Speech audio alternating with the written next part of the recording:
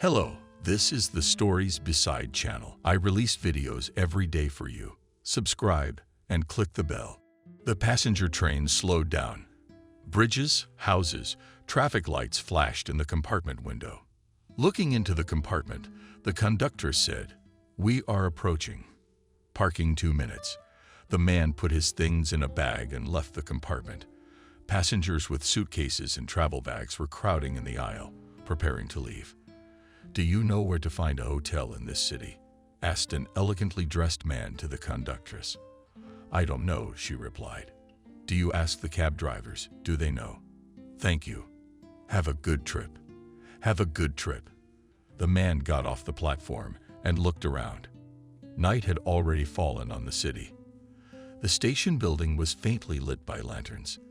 He passed by, turned the corner, but saw no cars with checkers on the roof. At a loss, the man stopped under the taxi stand sign. He had come to this unfamiliar city on very important business. Now he didn't know how much time he was spending here, but he was determined. He planned to finish everything quickly, so that his life's dream would finally come true. The man spotted a car that was shining its headlights on the wet asphalt, moving in his direction. He waved his hand, and the car stopped. "I'd like to find a hotel to spend the night," said the stranger to the driver, and he noticed a strange accent with which the man spoke, not local or what. "Get in," the driver offered a ride. "You won't get there on foot, it's a bit far." The man sat down on the back seat, thanking the driver. "But I didn't ride for free," he warned. Yes, I have money. Don't worry." The passenger slipped his hand into his coat pocket and pulled out a colored bill. He held it out to the bomber. "But no Russian money?" asked the driver of the passenger. "Unfortunately, no. I've just arrived. But if it is possible to exchange it somewhere, I would be very happy. I only have euros with me, and I need dollars." The driver looked at the passenger carefully through the rearview mirror. Odd, even a little ridiculous, unsure. He had taken out a wad of euros and was now showing him, a stranger he was seeing for the first time in his life. Crazy or just plain stupid. Usually business travelers would kill themselves for the last penny and even ask cab drivers for a receipt to account for the trip. "I know where there's a money changer nearby." "Let's go," said the driver, and the car laced the body with wheels on the asphalt. After a while, the driver slowed down and without turning off the engine said, "Over there, on the corner. See, it's lit up. They change currency there and go. And I'll wait here." The passenger got out of the car, leaving his travel bag on the back seat, and headed in the direction indicated. The man did not hear how the driver quietly got out after him, and trying not to stop, followed the dark shadow on his heels. Not reaching a few meters to the exchange, the stranger stumbled. The laces of his shoes were untied. He bent down to tidy up his shoes when suddenly something heavy fell on his head. The impact sent a sharp pain through his head, and then darkness fell. The new day began with a ghastly rain, shining on the ground like a sieve of fall drizzle.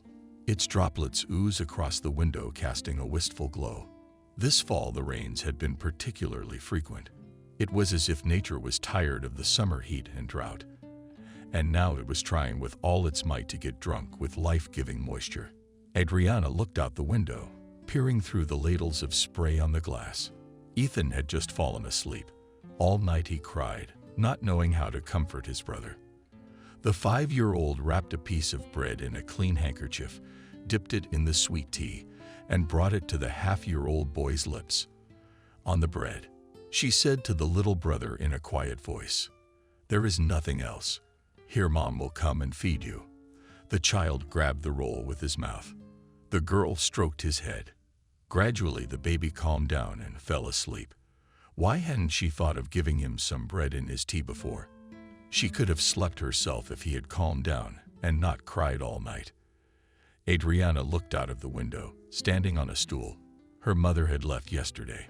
She still wasn't home. Aunt Betty from the neighboring driveway showed up in the yard. The woman put the halves on the bench and began to dust them off, taking one at a time, and putting the clean ones into a neat stack. The girl watched her Aunt Betty. The kind neighbor sometimes fed Adriana, bringing her from the yard to her house. When her mother gave birth to Ethan, the girl stayed with the kind woman for a few days. Those were such happy days. Aunt Masha's house was always clean and warm. On the table was a vase with cookies and candy, and for dinner the neighbor cooked delicious meat cutlets with pasta. Aunt Betty also bought Adriana pencils and a sketchbook. In the evenings they drew together.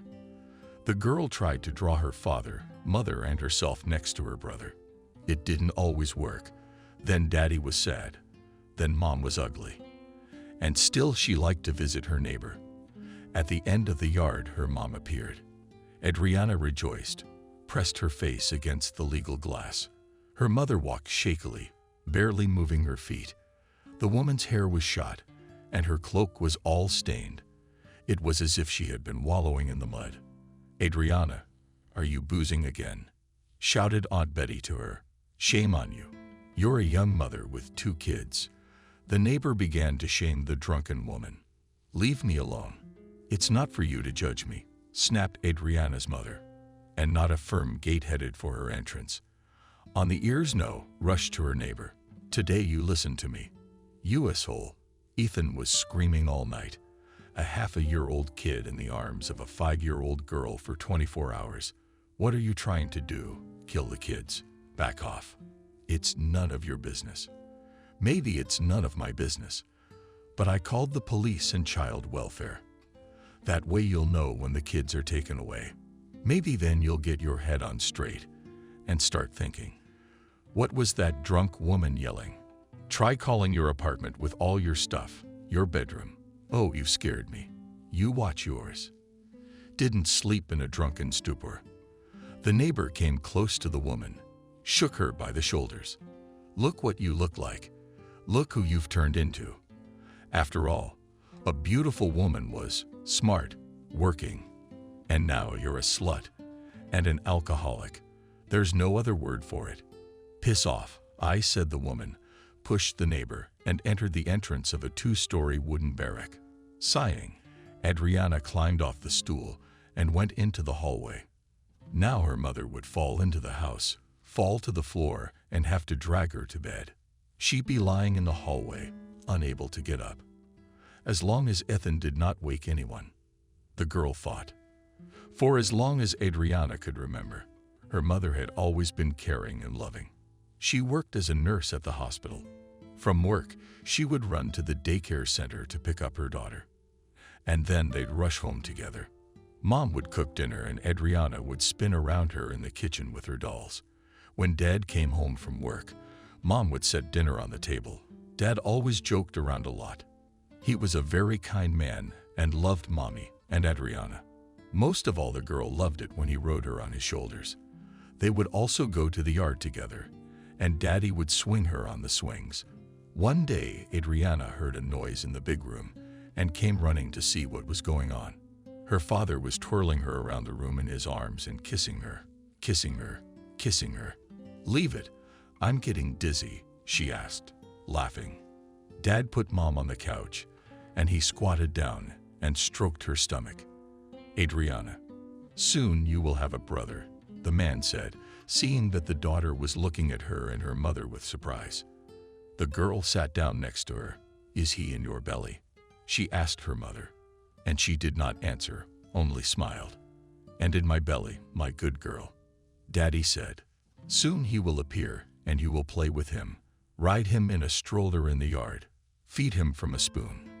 Adriana pouted his lips. "I like to draw." "Well, can he?" "Not when he's little, he can't." "Then you'll teach him," Dad said. After a while, his belly began to grow bigger and bigger, turning into a huge ball. One day, the father found his daughter crying bitterly in her room. "Adriana, my daughter, what's wrong? Did someone hurt you?" He was worried. Daddy took the girl's face in his palms and looked carefully into her eyes. "Tell me who did it to you. I'll punish him too much." "Brother." The girl cried out in tears. "What brother?" Didn't understand the father, who's in Mom's belly. Adriana didn't stop. How could he hurt you? He was not born yet. The man stroked his daughter's hair, trying to calm her down. Let him not be born. Adriana, smearing tears on her cheeks. Why not? What are you saying? Don't you want a brother? I don't. Look how big Mommy's belly is. It'll burst like a balloon and she'll die. Adriana sobbed again. Her father looked at his crying daughter in surprise at first, but then he laughed and hugged her. It's silly. Nothing will happen to your mom, he said. You lived in her tummy first too. Mommy gave birth to you. And now we're all together. The girl looked at her daddy incredulously. Surely she won't die when the baby brother is born, she asked. Of course she won't die. Don't even worry. A month later, together with Daddy, they took Mom and brother from the hospital. It was a very happy and joyful day.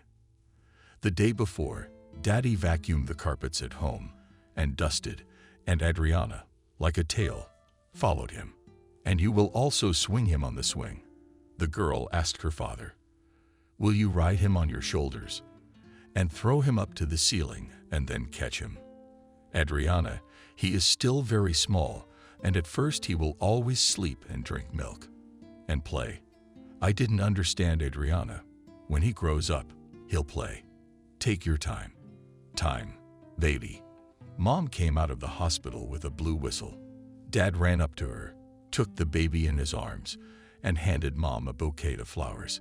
He lifted the corner of the blanket and showed Adriana the baby brother. How ugly, the girl exclaimed. Is he going to stay this red for the rest of his life? The parents laughed. At home, everything revolved around the little brother. In the morning, her father took Adriana to kindergarten. And in the evening, when he brought her home, the first thing she did was to run to the crib where Ethan was sleeping. She would take his hand, run her little fingers over it, stroke his tummy. Her mother did not allow her to hold her brother in her arms, but she gave Adriana a bottle of formula. And the girl fed the baby, saying, "Eat every last drop. Then you will grow big and strong." One day, the father did not come to pick up Adriana at the kindergarten. All the children had already been taken away, and she was playing alone on the playground, always looking towards the gate. But there was no sign of her father. When it was already dark, the teacher took the girl home. The door was opened by a neighbor, Aunt Betty. Adriana ran into the apartment as usual, rushed to the crib where Ethan lay. The woman in the hallway talked quietly about something, and the teacher left. Then the mother came back. Her face was tear-stained. She collapsed helplessly on the couch and sobbed. Aunt Betty stroked the woman's hair and shoulders, calmed her down, saying, "What a grief. Lord, how is it to be alone with two orphans?" Adriana's daddy died in the service. He was a fireman. It was the day the vegetable store caught fire. May was dry and windy. The flames spread quickly through the building, covering the walls and roof. One of the floor joists collapsed, crushing a man. When he was pulled out, he was already dead. When Adriana's mother was told of the terrible tragedy that had happened to her husband, she completely lost her mind. She was thrashing around like a madwoman, screaming and sobbing. The ER doctors had to try their best to give her some shots and calm her down. On the day of her father's funeral, a neighbor's Aunt Betty sat at home with Adriana with a turret. While the baby slept, she arranged the plates on the table. "Bring glasses, baby," Aunt Betty asked the girl. "Otherwise people will come. And we haven't set the table yet." "Why would people come?" Adriana asked naively.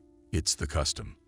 When a man goes to the next world, he is buried and then memorialized." The woman tried to explain. "What do you mean, memorialized?" The girl didn't stop, putting the glasses on the table. "It means that they eat, drink kissel, and remember the deceased with a kind word. And we also get kissel at the daycare center. We'll change someone too."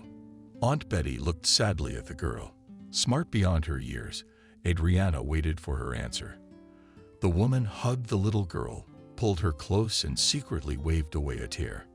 A tear rolled down her cheek. "My poor girl.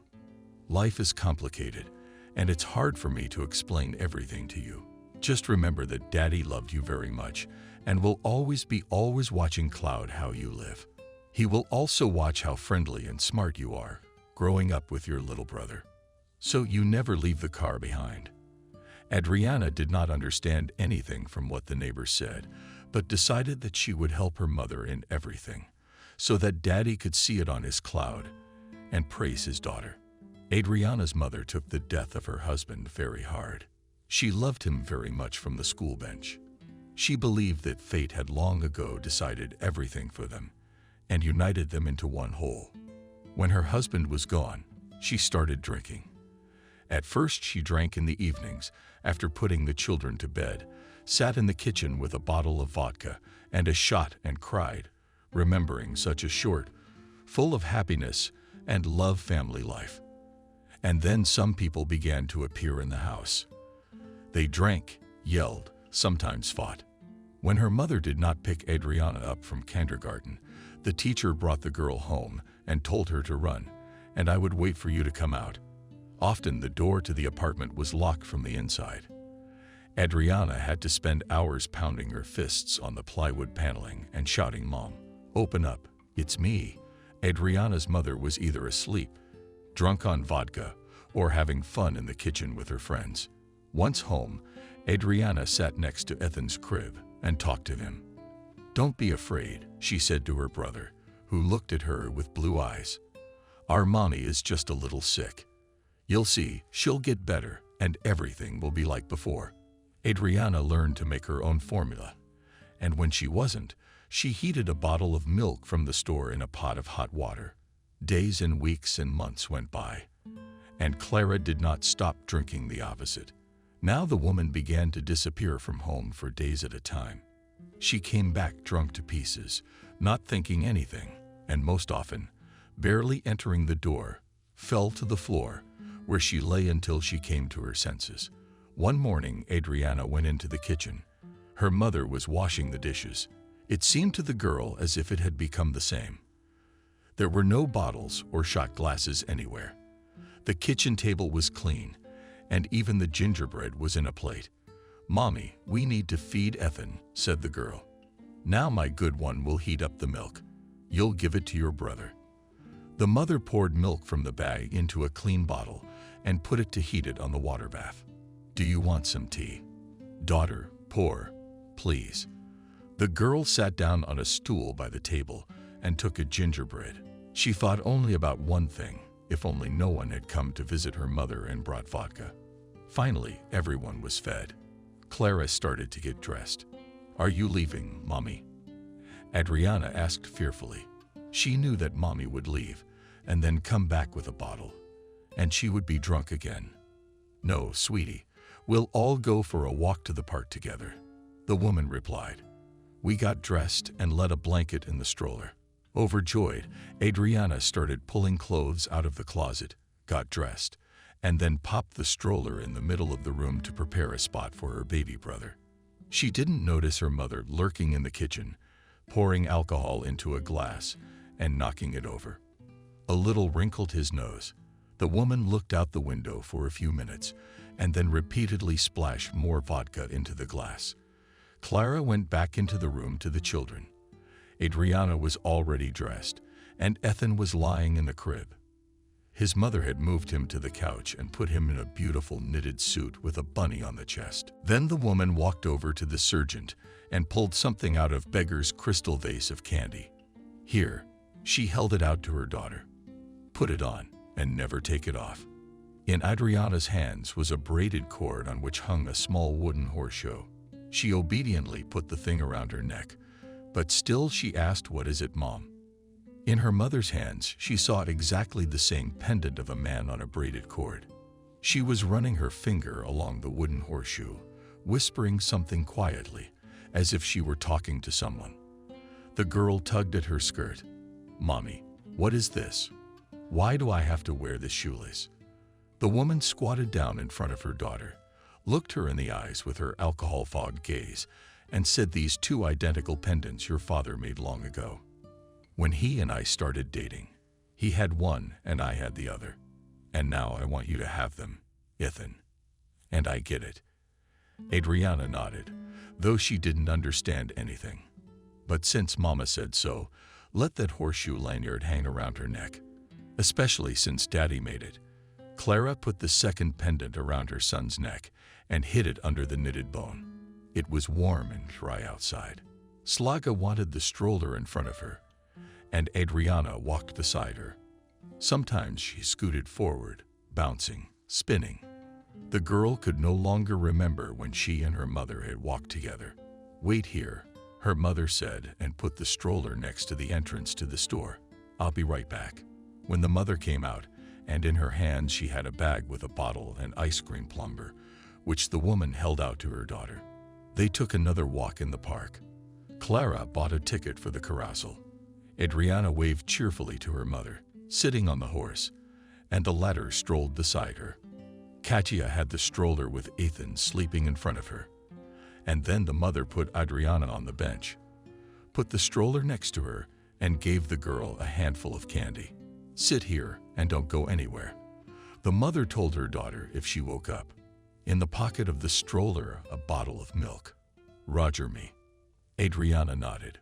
She watched her mother walk away from the park for a while, and then she was distracted by the children playing ball in the playground.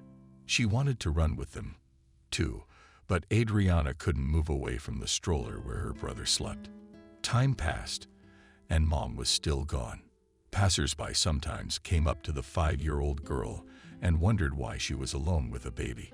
"Where are your parents?" strange uncles and aunts asked. "My mom will come soon. She went away for a minute," answered the girl. But Clara was still not there. There were fewer and fewer people in the park. Ethan woke up and cried. Adriana rolled the stroller back and forth next to the bench to calm her brother. She was looking toward the end of the alley. When would her mother's figure appear there? The girl gave Ethan milk from a bottle. Having eaten, he poured the edge of the diaper in his hands and looked at his sister, who was already ready. He burst into tears. Finally, she got up resolutely and wanted to leave the park. Should she go home? Mom is probably there, she thought. But at the same moment, she sat down on the bench again. The girl was used to obeying, so she decided since her mom said to wait here, then she should wait. She took out a candy from her pocket, as suddenly she heard a voice. "Whose girl is this?" Next to the stroller stood an elderly man with a broom in his hand. "Mommy's," Adriana answered timidly. She was tired, very hungry and very upset by her mother's long absence. "Why are you sitting here alone all day, Betty?" asked the park worker. Apparently it was a watchman or a janitor. "My mom and my brother and I came for a walk, and then she left and said she'd be back soon. I wait and wait and wait, and she's still gone." And then all the tension, worry and fear came out in a flood of tears. Adriana cried, and Ethan cried after her. "What's wrong?" The older man sat down beside her on the bench and stroked her hair. "Come on, don't get wet. Will your mom be found? How long has she been gone?" "I don't know," the girl went on, the man sobbing. Looking at her, hesitating, he scratched the back of her head with his hand, then said, "Come on, let's go. I know where we can get help finding your missing mother," he added. "Come on, don't be afraid." With one hand he rolled the stroller down the alley, and with the other he held Adriana's hand. They came to a small wooden building at the back of the park. The man put a broom at the entrance and led the girl inside. He rolled the stroller with the child and called out softly, "Ward, come here." A woman in her 50s came out at the man's call. She was dressed plainly with her hair in a bun at the back of her head and thick lens glasses on her nose. "What do you want?" "Look, I was walking down the alley to close the gate to the park, and she was sitting on a bench with a stroller, rocking her baby, saying she was waiting for her mother. But I've been watching them for a long time. They came to the park at lunchtime and have been sitting there all day." The woman scrutinized Adriana, then shifted her gaze to the sparrows and the boy screaming in the stroller. "Are they lost?" she asked. "No, we were waiting for Mommy," Adriana replied. After calming down a bit, She said she would be back soon, but she didn't come. The woman bent over the stroller and pulled out the baby. "Jesus, he's all wet on this how," she exclaimed, feeling that the boy's onesie and blouse were wet and dirty, something to change into. Adriana bent under the stroller. On the open partition was a tropical bag containing a diaper change and a pair of pants. She handed it to the woman called the authorities, Walter. They undressed the baby right on the table, where there were mugs and papers, she said. "What's there to say?" Walter didn't understand. "Just say that you found the kids in the park. What else is there to say?" "Shit." The man thought I'd take it easy on my shift or watch TV. He took a pen. "My old lady doesn't let me have a drink at home, and that Yushkin. That's how it turns out. Now we'll have all night to testify. Where did you get the kids? Who are they? Where did the mother disappear to? How the hell should I know?" Continuing to grumble, Walter went to the telephone and picked up the receiver. "Hello, this is the City Recreation Center. My name is Walter. I found some children in the park. I've got an older girl and a very young boy. Of course, we'll be waiting for you." The man hung up. "They said to wait," he said. "Ward." Some of the men looked at him questioningly. "Where are we going to go now? We won't kick them out into the night." Soon the police entered the room, a man and a young girl in uniform. Adriana looked at them with all her eyes. She knew that the militia took bad people away. She didn't understand why these men had come for her and her brother. The policeman questioned Ward, but also Walter, then said, "We are taking them away. If the woman's mom shows up, let us know. And tell her that the kids have been taken away by the B306E Police Department." The park workers nodded, saying, "Of course, we will do everything as it should be done." She felt a lump coming up to her throat. She held on with all her might. She was put in the back seat of the car, and the uniformed girl sat next to her, holding Ethan in her arms. At the police station, Adriana was asked various questions for a long time. "Where is your mom? What is her name? Where does she work? Where do you live?" But the girl could not answer anything. She didn't know the address. She only said that her daddy had died and her mom used to work at the hospital. Only she doesn't go to work now because she has to sit down. "Do you and your brother have grandparents?" The policewoman asked her. "No, only Aunt Betty," Adriana replied. "She comes to us when Mom is drunk and brings us food." "I see."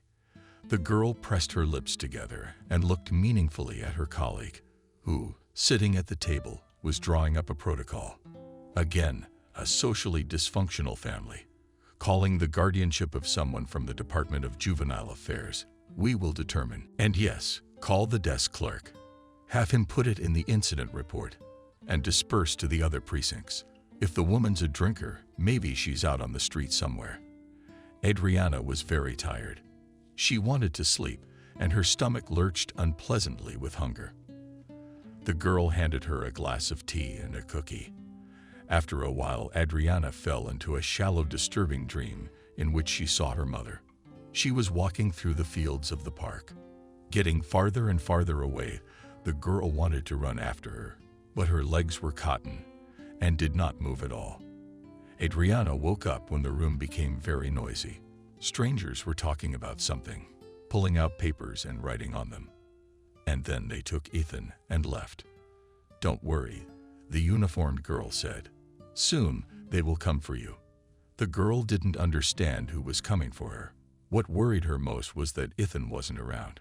Her mother would scold her for losing her brother. In the morning, Adriana was brought to the orphanage. First, she was examined by a doctor. Then an aunt took her by the hand and took her to the shower room, washed her and gave her clean underwear and her left robe and pantyhose. "Let's get dressed and come with me. I'll feed you," the woman said. "You are hungry." The girl nodded her head at the spacious dining room the nanny led her to. There were several small tables with stools, just like in our kindergarten, Adriana thought. She sat down at the table, on which the nanny put a glass of cocoa. "Eat your porridge and bun. Soon all the boys will wake up and come to breakfast. Then we'll get acquainted." The nanny stroked the girl's head and sighed. Another orphan. What kind of mothers are these who don't want their own children? As the crowd of children rushed into the dining room, Adriana approached the nanny and asked where my brother was. How should I know? The woman shrugged. Probably taken to the orphanage. He's still very young. Adriana didn't know what an orphanage was, but she knew that Ethan was no longer with her. And that made her chest feel cold, sad, and scared. Meanwhile, Adriana's half-a-year-old baby brother was lying on the final table in the office of Kelly, the head of the infant home. Her assistant Cindy was feeding the boy formula from a bottle. Leaning over the baby, she cooed, "Eat, sweet. He's hungry. He's howling on the yard, but I don't understand what these mavets lack." Kelly was indignant. "How many years I've been working at the orphanage, and every time they bring such abandoned children, my heart bleeds. And don't tell me, boy, you're so sweet." Cindy nodded her head. Eyes blue, hair light molting. "He's healthy too. The medic said after the examination that he has no health problems. Develops according to his age. But his mother abandoned him." "And where?" "In the street. You really could have brought it to the institution and given it up honestly. What if something happened to the kid in the park? What's it like to leave your baby with your 5-year-old sister? I'd force sterilize those moms, Cindy, so they can't have any more babies." "Do you think she's gonna grieve? Run out and beg for her kids?" "No way. She'll make more kids while she's drunk, and then she'll abandon them." It's a terrible thing to say in the heat of the moment. Kelly turned away to the window, was silent for a moment, and then said, "Maybe it's for the best, though." Cindy looked at the superintendent in surprise. What good now to the orphanage, then to the boarding school? And then alone in the whole world will be. No relatives, no loved ones. And you and me for what? Asked Kelly, approaching Cindy, who had already finished feeding Ethan and was changing him into a clean onesie. "It's our responsibility not to let this little man be lost in a big world without support. Do you think anyone will install it?" Cindy was rocking Ethan in her arms. Once full, the child peacefully led the way. "I don't think I know," Kelly replied firmly. "I have a very wealthy foreign couple in mind. They've been asking for a baby for a long time. They live in Italy, very wealthy people, but they are not old. But that's none of our business. This boy fits their description, blonde-haired, blue-eyed. They promised to pay him well. And when they get here, don't you dare." He blurted out that he had an alcoholic mother. "These Europeans are very strong. They think that if the mother drank, the child won't do well. Let's hope they don't find the kid in another institution. But let's hope so." The morning was warm and sunny. Standing on the playground next to the sandbox, Adriana greeted the children. Mothers and fathers entered the wicket, leading their children by the hand. "Hello, Adriana." They greeted the teacher, and she smiled and nodded her head. The first working week after the vacation began. For a whole month, the kindergarten where Adriana worked had been under renovation, and the employees were enjoying their vacation. Now everyone was all bundled up, and again will begin full of children's laughter, worries, activities with the little ones in life. The children also missed their teacher and happily showed the toys they had brought with them, although Adriana did not approve of it. She thought that there were enough dolls, cars, cubes, and constructors in the group. Besides, there were often conflicts between children because of personal toys. "My daddy bought me a new doll," Lisa said, showing the teacher a new toy. Adriana remembered what had happened to the old doll that Lisa had brought to the kindergarten before her vacation. The girls had torn her head off. Oh, how hard it had been for the teacher because of that doll. The girls had fought in the locker room. Lisa even rushed her cheek, and a drop of blood appeared on the girl's skin. The headmistress then reported the girl as a delinquent. "Do you know who her father is? One word from him is enough to get us all out of here and never be able to find work again," reprimanded the superintendent Adriana. "Suit yourself. Now she's telling him not to complain. But these are children. Different things happen to them. tried to justify the teacher. Different things. But I don't even want to hear what Lisa's dad will say when you tell him that. Increasingly raising her tone, said the headmistress. I already called him. Soon he will arrive in his foreign car, accompanied by security guards, and we will not show a little. While waiting for the girl's parent, Adriana was worried, but when he entered the group, tried not to show any sign. Dad rushed to her father. Lisa, look what they did to my doll. The man hugged his daughter, looked at her cheek. The scratch had been treated and a band-aid was covering the girl's cheek. I will take my daughter home, the man said. She'll be with the nanny for a few days. Yes, of course, Adriana nodded her head. She was ready to explain what had happened between the children, but the man gestured her to stop and added, don't say anything. Just imagine if it was not a simple scratch, but a more serious injury. Where would you as a caregiver go right now? Michael, I always say don't bring toys from home. The kids have conflicts over them all the time. Shut up, a man yelled at her. It's your job to make sure these conflicts don't arise. Leaving the locker room with his daughter, he turned around and looked carefully at the teacher. Today I only warned you.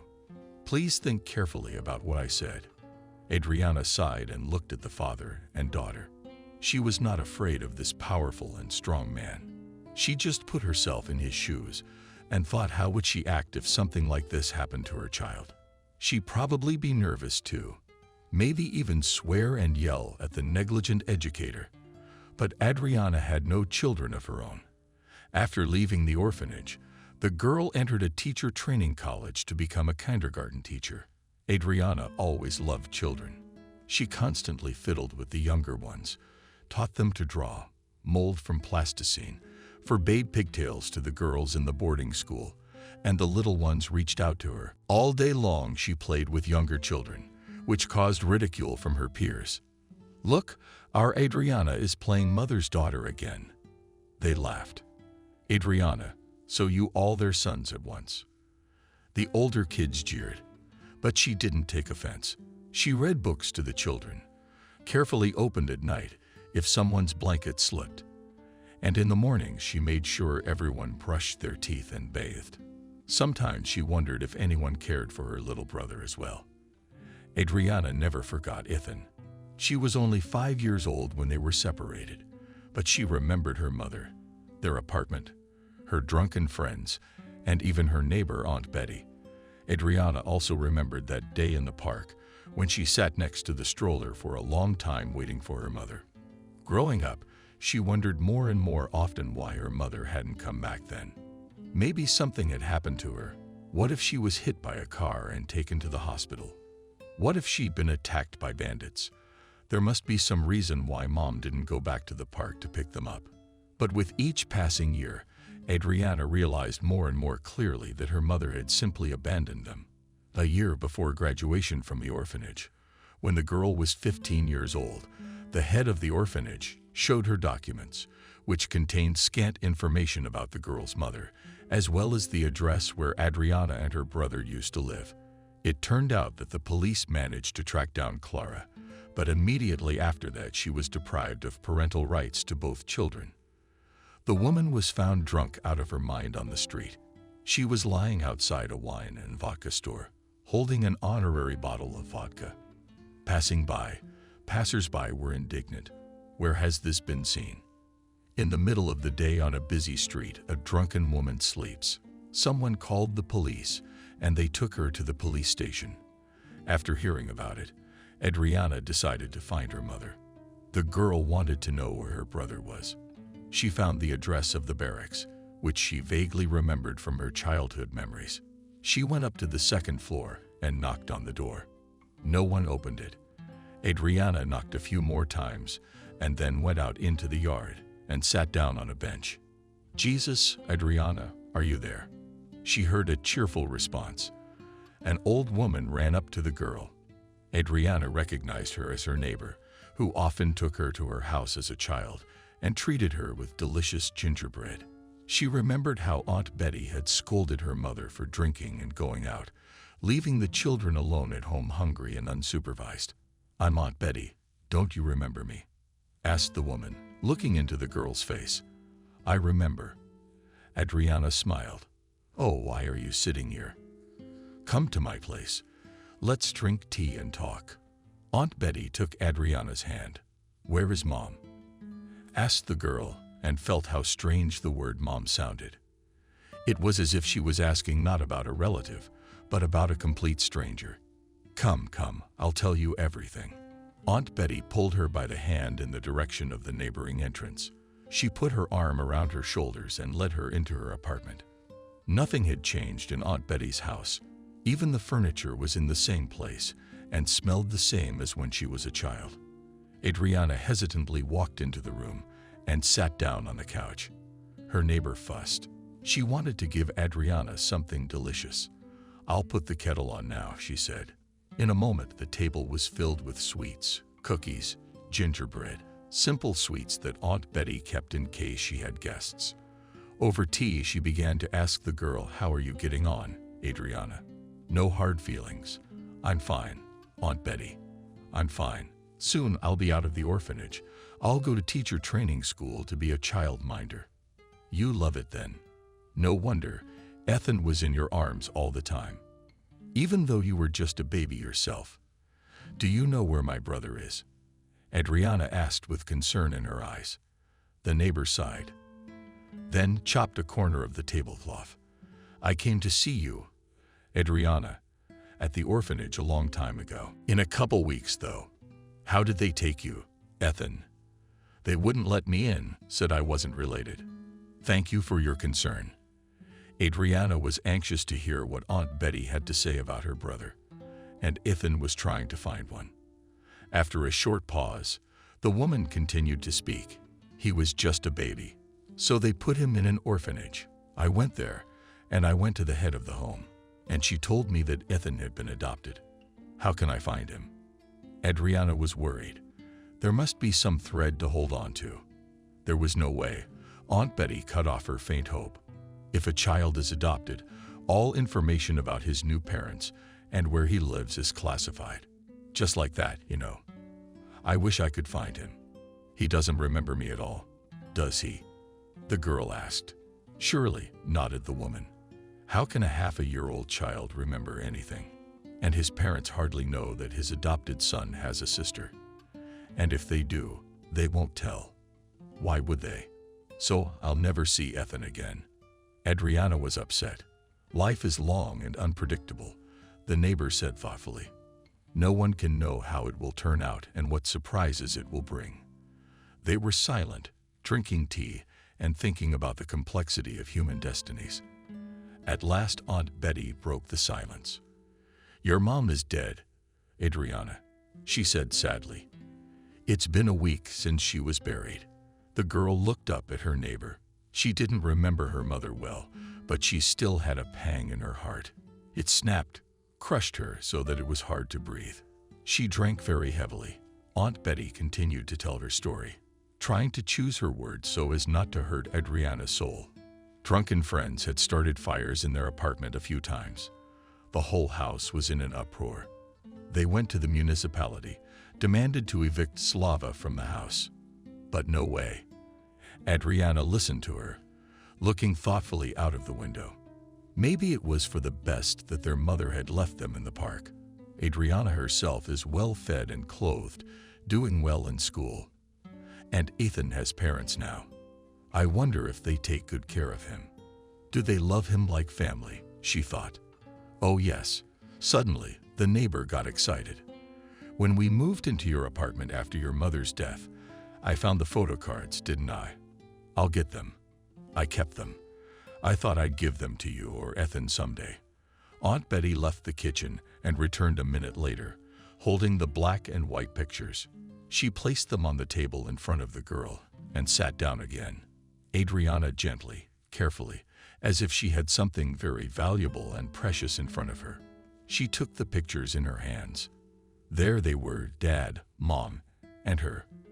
And on the other photo, father and mother together, mother in a wedding dress and focha, and father in a suit and tie. Young and very beautiful parents were smiling, looking very happy. And in this picture, Adriana and Daddy are next to the stroller Ethan was sleeping in. Do you know that Arisha suddenly said in a serious, firm voice, Aunt Betty, go to the council, claim that you are the daughter of the deceased Clara, so that the apartment will stay with you. If you get out of the orphanage, where will you live? I kept all my documents. I have them here. I think our barracks is going to be demolished. Maybe you'll get a comfortable apartment. Thank you, Aunt Betty. Adriana thanked her neighbor. I'll be sure to go. The woman went into the room and brought a cardboard folder. She handed it to the girl. Here is everything, documents and everything, that I thought you might remember. I don't know why I put a fireman's badge there, which was left by your father, and his certificates for excellent service. Can I have more pictures? Adriana asked. Oh, really, baby? Of course, take them. I was saving them for you. The neighbor reached for a nail on the wall. But the keys to your apartment are the spare ones. I've always kept them with me. Thank you. Adriana thanked the woman once again. They hugged each other tightly, and the girl left the apartment. Looking out the window as she walked slowly across the courtyard, Aunt Betty crossed herself. Her figure, God take care of you. Girl, the first day of work after vacation went well. Apparently, they missed each other. The kids had fun playing. They didn't even fight. Adriana also had time to have a good rest and started her duties with enthusiasm. She had a preparatory group, and she needed to study more to prepare the children for school. After breakfast, she repeated with the children the alphabet and numbers up to 10. And then she took the children for a walk outside. While the children played, Adriana and 2 other teachers from other groups were talking on the sidelines. Throw a stone. Adriana's colleague Kathy immediately shouted when she saw that their boy had picked up a beach from the ground and wanted to throw it at one of the children.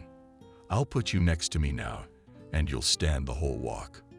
Punished. The boy put the stone on the ground and ran away. I'll sit with them. They're not kids, they're just punishment. Theatrically raising her hands to the sky, said Kathy. But why the vacation ends so quickly? And do not say, supported her Christina. My friend and I went to the South for 2 weeks. Girls, I tell you, there is no better place to have a great romance. No, men at the resorts around us like bees were born. I don't get it.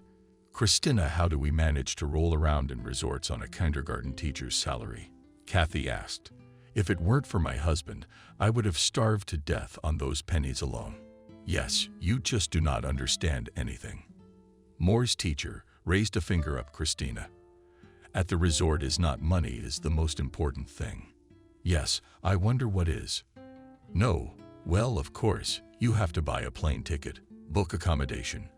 But all this can be done in advance, so as not to spend vacation money later. Christina sighed and folded her arms across her chest. At the resort, the girls are the onions. What Kathy didn't understand, dragging her eyes to her mate and coworker. What onions are onions? Oh, you're a dark one, Kathy. Sitting with your husband in a paneled 2-bedroom, you don't go anywhere. Work, home, home, work. And people have long since learned to live in a new way. What's onions got to do with it? The teacher wouldn't stop. Onions mean image. What image will you create for yourself? That's how you'll spend your vacation at the sea.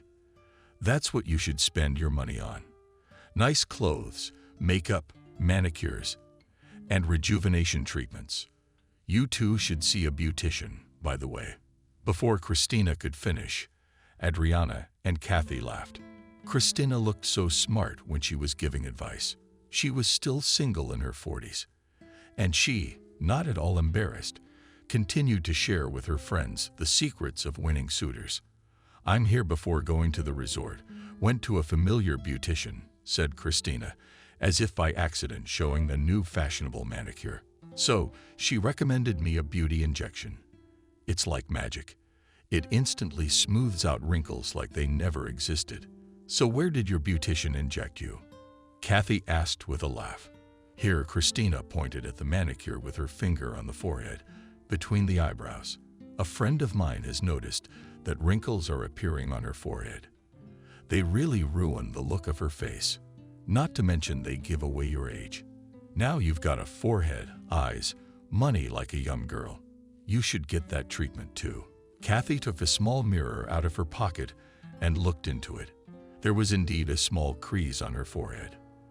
The woman wrinkled her nose, then ran her hand over the wrinkle. "What did I tell you?" With a triumphant look, Christina triumphed. "Soon your man will tell you that you have aged and look like Baba Yaga." "Oh, come on," waved Kathy. But she stopped laughing and thought about it. "And you, Adriana, you should get your barrel pierced, too. You always look glum and disgruntled." "Oh, thank you, Christina. I'd better abstain so as not to walk around with facial nerve paralysis." Adriana politely but knowingly declined. "You shouldn't. Oh, in vain. Girls, you do not watch your appearance." Christina shook her head. "Women after 40, there is nothing left but to resort to the help of specialists, because nature at this age turns to us backwards, and to the young front. Don't be crazy." Christina was still trying to argue with her. "Kathy, there's nothing more beautiful than natural beauty. Listen to you, Adriana, and I should be getting our asses tightened and our breasts siliconized. I don't think that's gonna help you." Christina waved her hand. "You after work, like a horse at the races, agonizing to your boyfriend. And from Adriana in general, men flee like the plague. What's wrong with loving my husband?" Kathy argued, but Adriana stopped the argument with a glance at her watch. She said it was time to go to the group. It was approaching lunchtime. After work, Adriana stopped by the supermarket. On the way from the kindergarten, she suddenly remembered Christina's words for some reason. She was right about something. Adriana will soon be 45. It seems like a lifetime, but no family, no children. She gives all her warmth to her children, and when they leave the kindergarten, they'd probably forget about her. However, Adriana had a chance to get married during her studies at a teacher training college. She met a student of medical school, future surgeon William. The guy was nice, well-mannered, and smart. Everyone said that he had a brilliant future ahead of him. After graduating from the university, he was assigned to the Far East. That day, he and Adriana celebrated William's diploma in a small summer cafe. The guy took her hand, looked her carefully in the eyes, and asked, "Will you be my wife?" Adriana was confused. She liked William very much. She was afraid that his parents, who were also doctors, would treat her badly because she had been brought up in an orphanage. But they perfectly accepted Adriana. Never a word or a look did not express discontent with the choice of their son.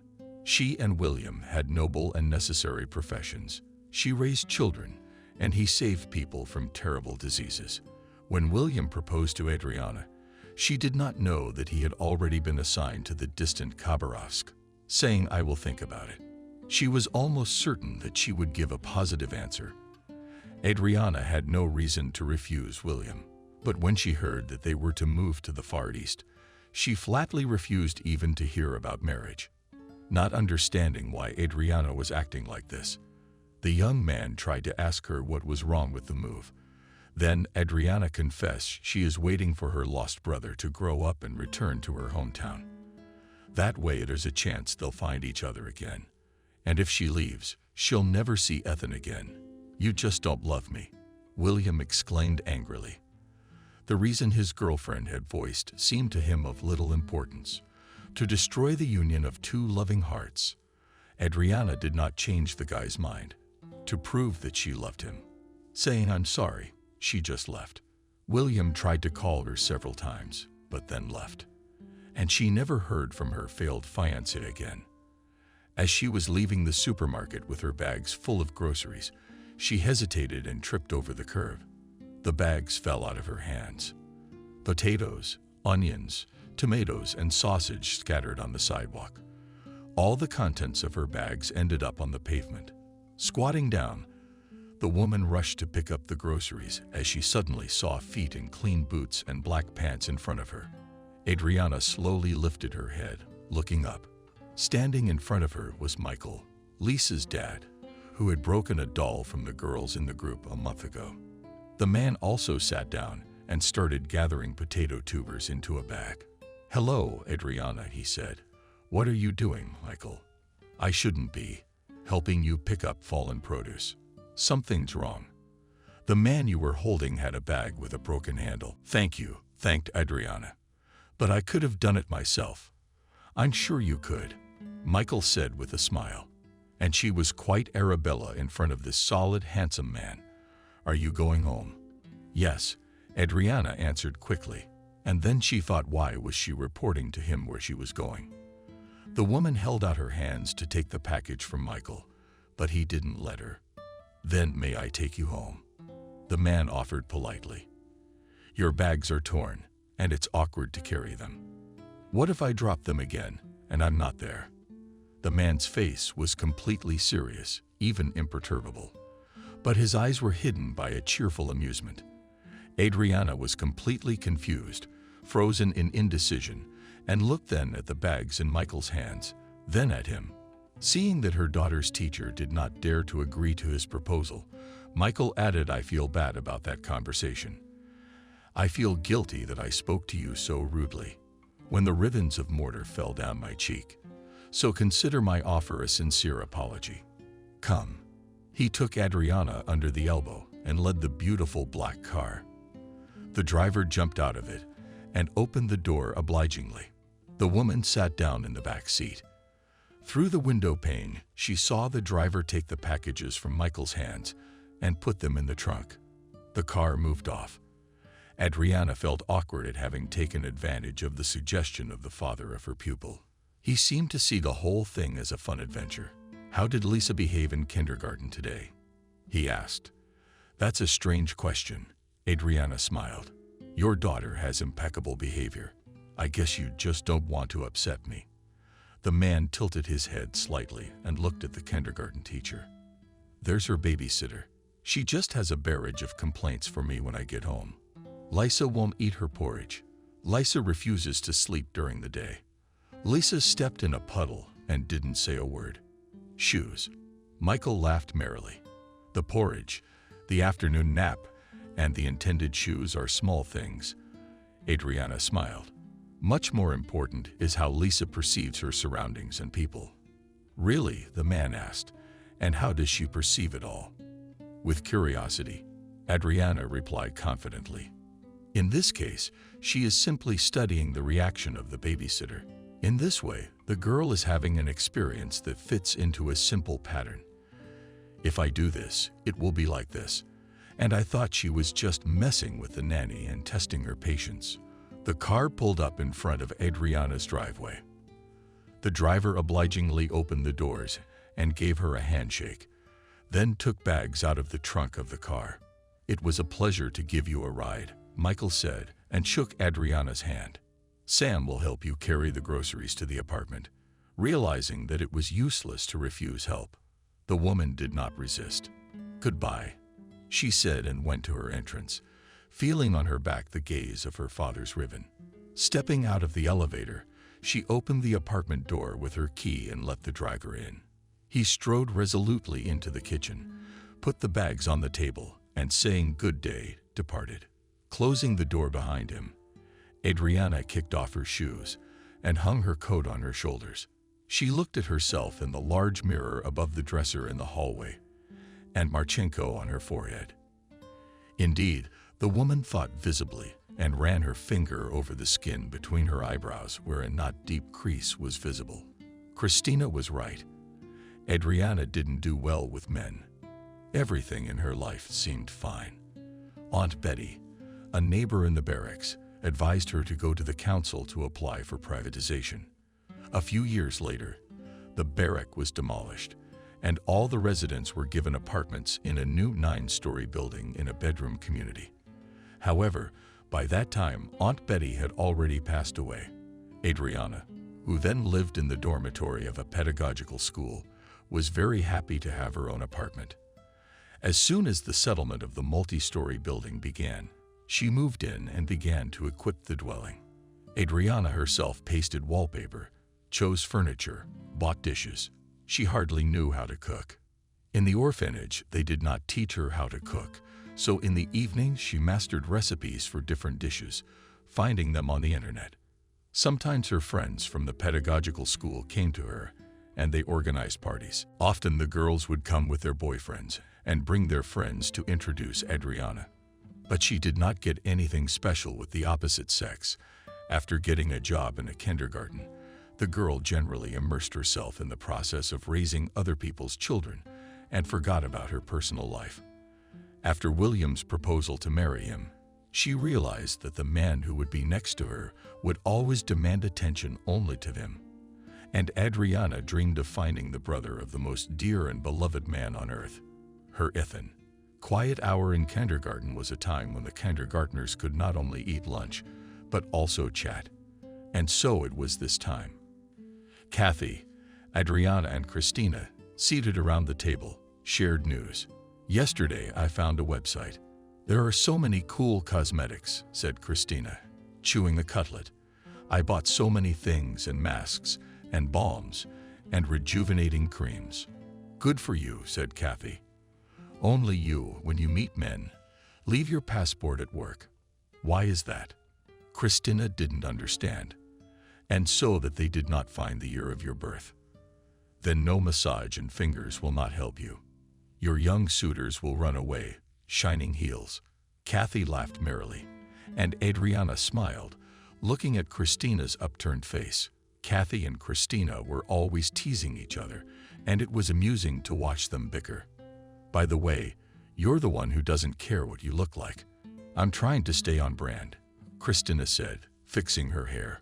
Our brand 100 years on the market is a great slogan for you. Kathy continued to tease her pal. Or is it? Despite 100 years of experience, I'm still functional. Oh, really? Waved her hand at Christina's spirit. The woman wanted to change the subject. So she turned to Adriana. It's your birthday soon, isn't it? You're not wrong, Majeka. Without letting Adriana answer, Kathy said, it's not just a birthday. It's an anniversary.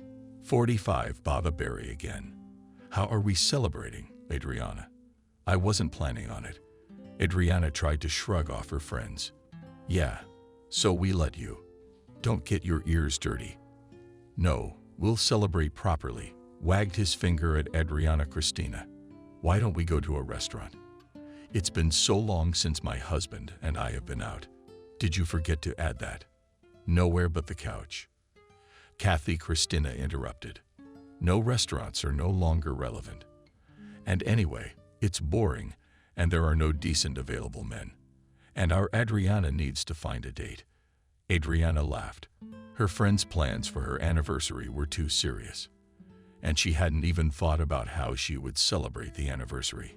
Guys, I do not want to cook, fuss, think about how to have fun. I'll buy a cake, a bottle of wine. We'll sit around when the kids are in the group. Nothing like that, Christina willed. You don't want to organize anything. You don't have to. Kathy and I will organize it ourselves. Am I saying that right? Kathy had no plans for the party. She just wanted to go to the restaurant and have a good time. But the look and was so convincing that she had to nod her head. That's right, do what you want. Adriana agreed. She never celebrated her birthday, never invited anyone. Last year, she bought herself a bottle of wine. And from work, she brought a box of chocolates given by her coworkers. She sat down at the table in the kitchen and set the pictures she'd taken from Betty in front of her. She poured wine into a glass, drank it, and sank into the thoughts that were troubling her. For a long time, Adriana had searched for her brother Ethan on social media, but then she realized it was a pointless endeavor. If he was adopted, they could have changed his first and last name, and even his date of birth. Ethan might not have known he had an older sister at all, and she wouldn't even recognize him when she saw him. It had been so long since she had seen her brother. Plus, he was just an infant, and children change with age. Then Adriana decided to apply for a search for her brother to a famous TV program, but there was no news from there for several years. On her birthday, she drank wine alone and thought that maybe Ethan was just around the corner, maybe even in her town or one of the neighboring towns. and there was no way to find him. Adriana was brought out of her brooding state by Christina. She brought her by the shoulder. "Hello. Wake up. Charmed. Excuse me, girls. I've been thinking. We're asking you what to get for your anniversary. I suggest beauty products or a certificate to a beautician. Kathy says money. I don't even know." Adriana replied uncertainly. "That's what I'm saying. Why do you need money? Where are you going to spend it? Your salary alone is enough. There's always something to spend money on," Kathy decided to argue. "Oh, don't be ridiculous." Christina waved her hand at her unapologetically. "If you knew where to spend it, you wouldn't be wearing the same boots for the 3rd year. But you've got a nerve, haven't you?" Kathy was offended. "Girls, stop fighting and arguing over nothing. I do not need anything." Adriana tried to reconcile her friends. "I don't need anything." But active Christina could not be stopped. "Okay, let's not you, not me," she said to the couple. "Let's give Adriana a gift that she will remember for the rest of her life. I have an idea." The quiet time flew by. It was time to go get the kids out of bed and serve the afternoon snack. The women went off to their groups. Adriana spent the rest of the day working with the children in the group and then took them outside. It was a nice day. The children scattered around the plot, playing catch-up and ball. Gradually, their parents came to pick them up one by one, taking them home.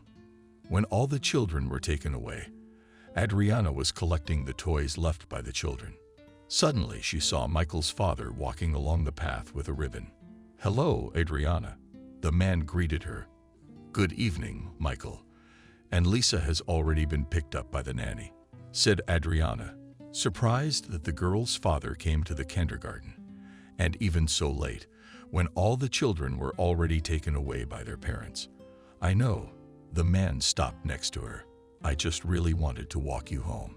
"It's not necessary, and it's not convenient," Adriana said. She was confused, not understanding why her father had suddenly decided to take her home. The woman looked at the road. There behind the fence stood Michael's car, and next to it stood the driver waiting for the chief. "Don't refuse. It's my pleasure. And secondly, I would like to talk to you about your daughter," said the man. "It's very important to me."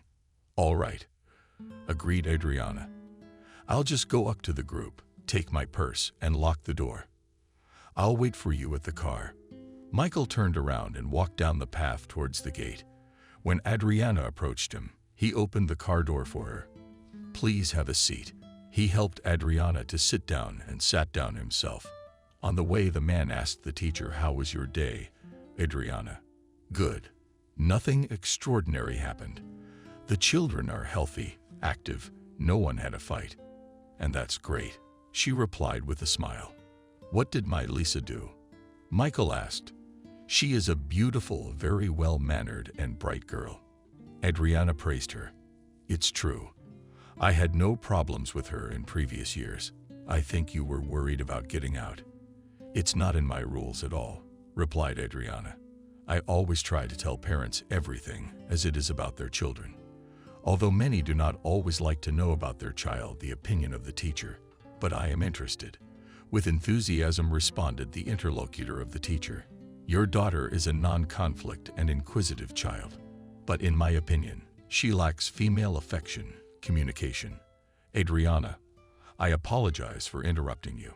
The man looked her in the eye. "Let's take a walk. It's only a couple of blocks from your house, and the weather today is so conducive to walking." Adriana was surprised at the suggestion, but she agreed to walk. She got out of the car and walked slowly down the sidewalk. "Let me start by saying that Lisa is not my daughter." "Adriana, Michael. Whose is it then?" "My own little sister. When Lisa was just a couple months old, her sister disappeared, and then she was found murdered." "What a horrible outburst." Adriana's hands. "Yes, it was a tragedy," replied Michael. But Adriana opened her mouth, but the man beat her to it. "Do you mean to ask why she calls me Daddy?" he asked. "Actually, she does. On her sister's grave. I gave my word that I would raise Ribbon as my own daughter. I've never been married, never had children of my own. At least I don't know anything about them. I just took care of the girl. Then one day she said her first word, and it was, Daddy. That's when I decided to let them think I was her father. That's an amazing story, Adriana said quietly, looking at the ribbon. You'd never think she was troubled or lacking affection, warmth, love. You make a wonderful father. Do you think they've reached Adriana's driveway yet? And the man stopped. He looked at her with his velvet brown eyes, and it seemed to her that he and Michael had been friends for a long time. Their conversation during the short walk had been very confidential. Adriana, said the man, I like talking to you so much. You are wonderful, understanding, attentive interlocutor, and a very beautiful woman. Adriana was a little embarrassed, lowered her eyes, but felt that the words of the single father were pleasant to her. I would very much like to invite you to a restaurant this Sunday. Would you mind? Michael looked at Adriana hopefully. We could have a nice meal, relax and socialize, or suggest your own program, where you'd like to go. I'll set it up. You know, Michael, Adriana smiled. You don't have to go to a restaurant to socialize and have a good meal. Really? Where to? I'm inviting you to my place. It's my birthday on Sunday. That's wonderful. I'm happy to accept your invitation. Thank you. The man took her hand and touched it with his lips. Adriana smiled with a slight tilt of her head. And when he lowered her palm, she said, then see you later. Goodbye. I will definitely be at your place on Sunday. Adriana headed for her driveway, and Michael watched her for a few minutes. He liked this calm, a little sad, intelligent and beautiful woman very much. He thought as he got into the car and instructed his secretary to pick out the best bouquet of flowers and suggest gift options. The week was drawing to a close. In the evening, Kathy and Russia went shopping. They all couldn't decide what to get their buddy for her anniversary. It had to be special, Christina insisted.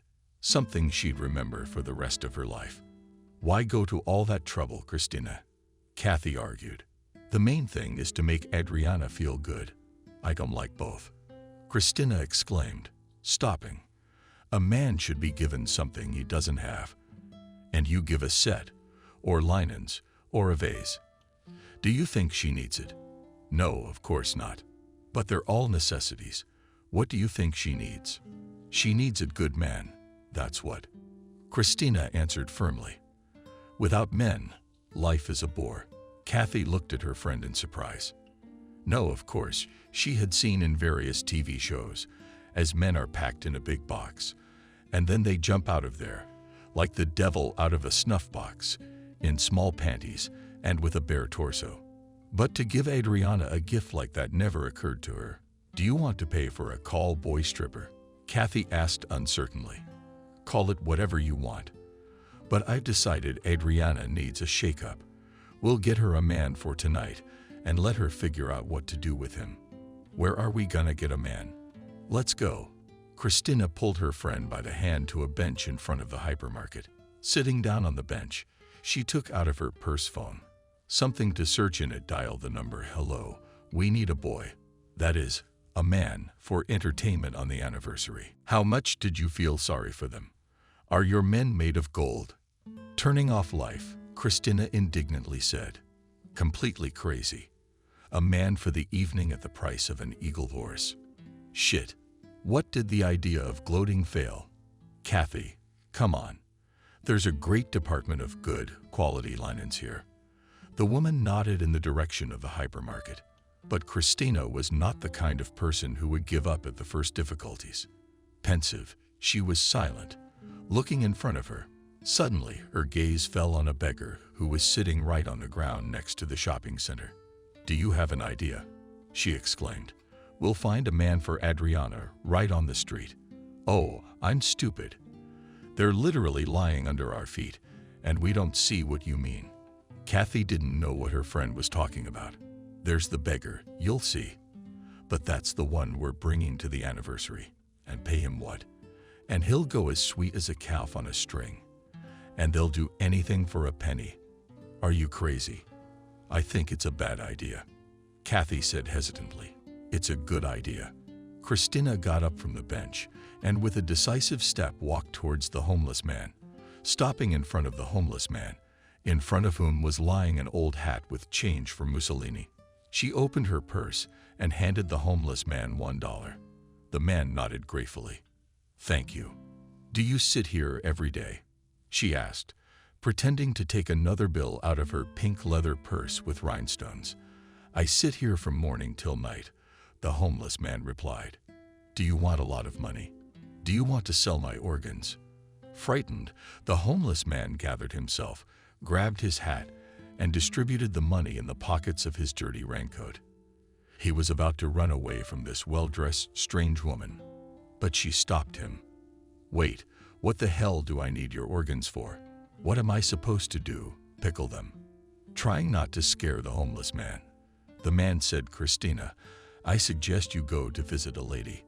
She has a holiday, a birthday, you know.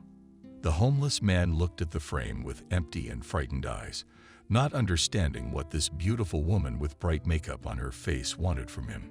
You will congratulate her and spend the evening with her. You will eat delicious food, drink wine, and I will give you this much. Christina took out of her purse 2 red $5,000 bills, $100 for one evening. What do you think of the offer? Won't the bum cheat? Still gingerly looking at Christina. That hurts.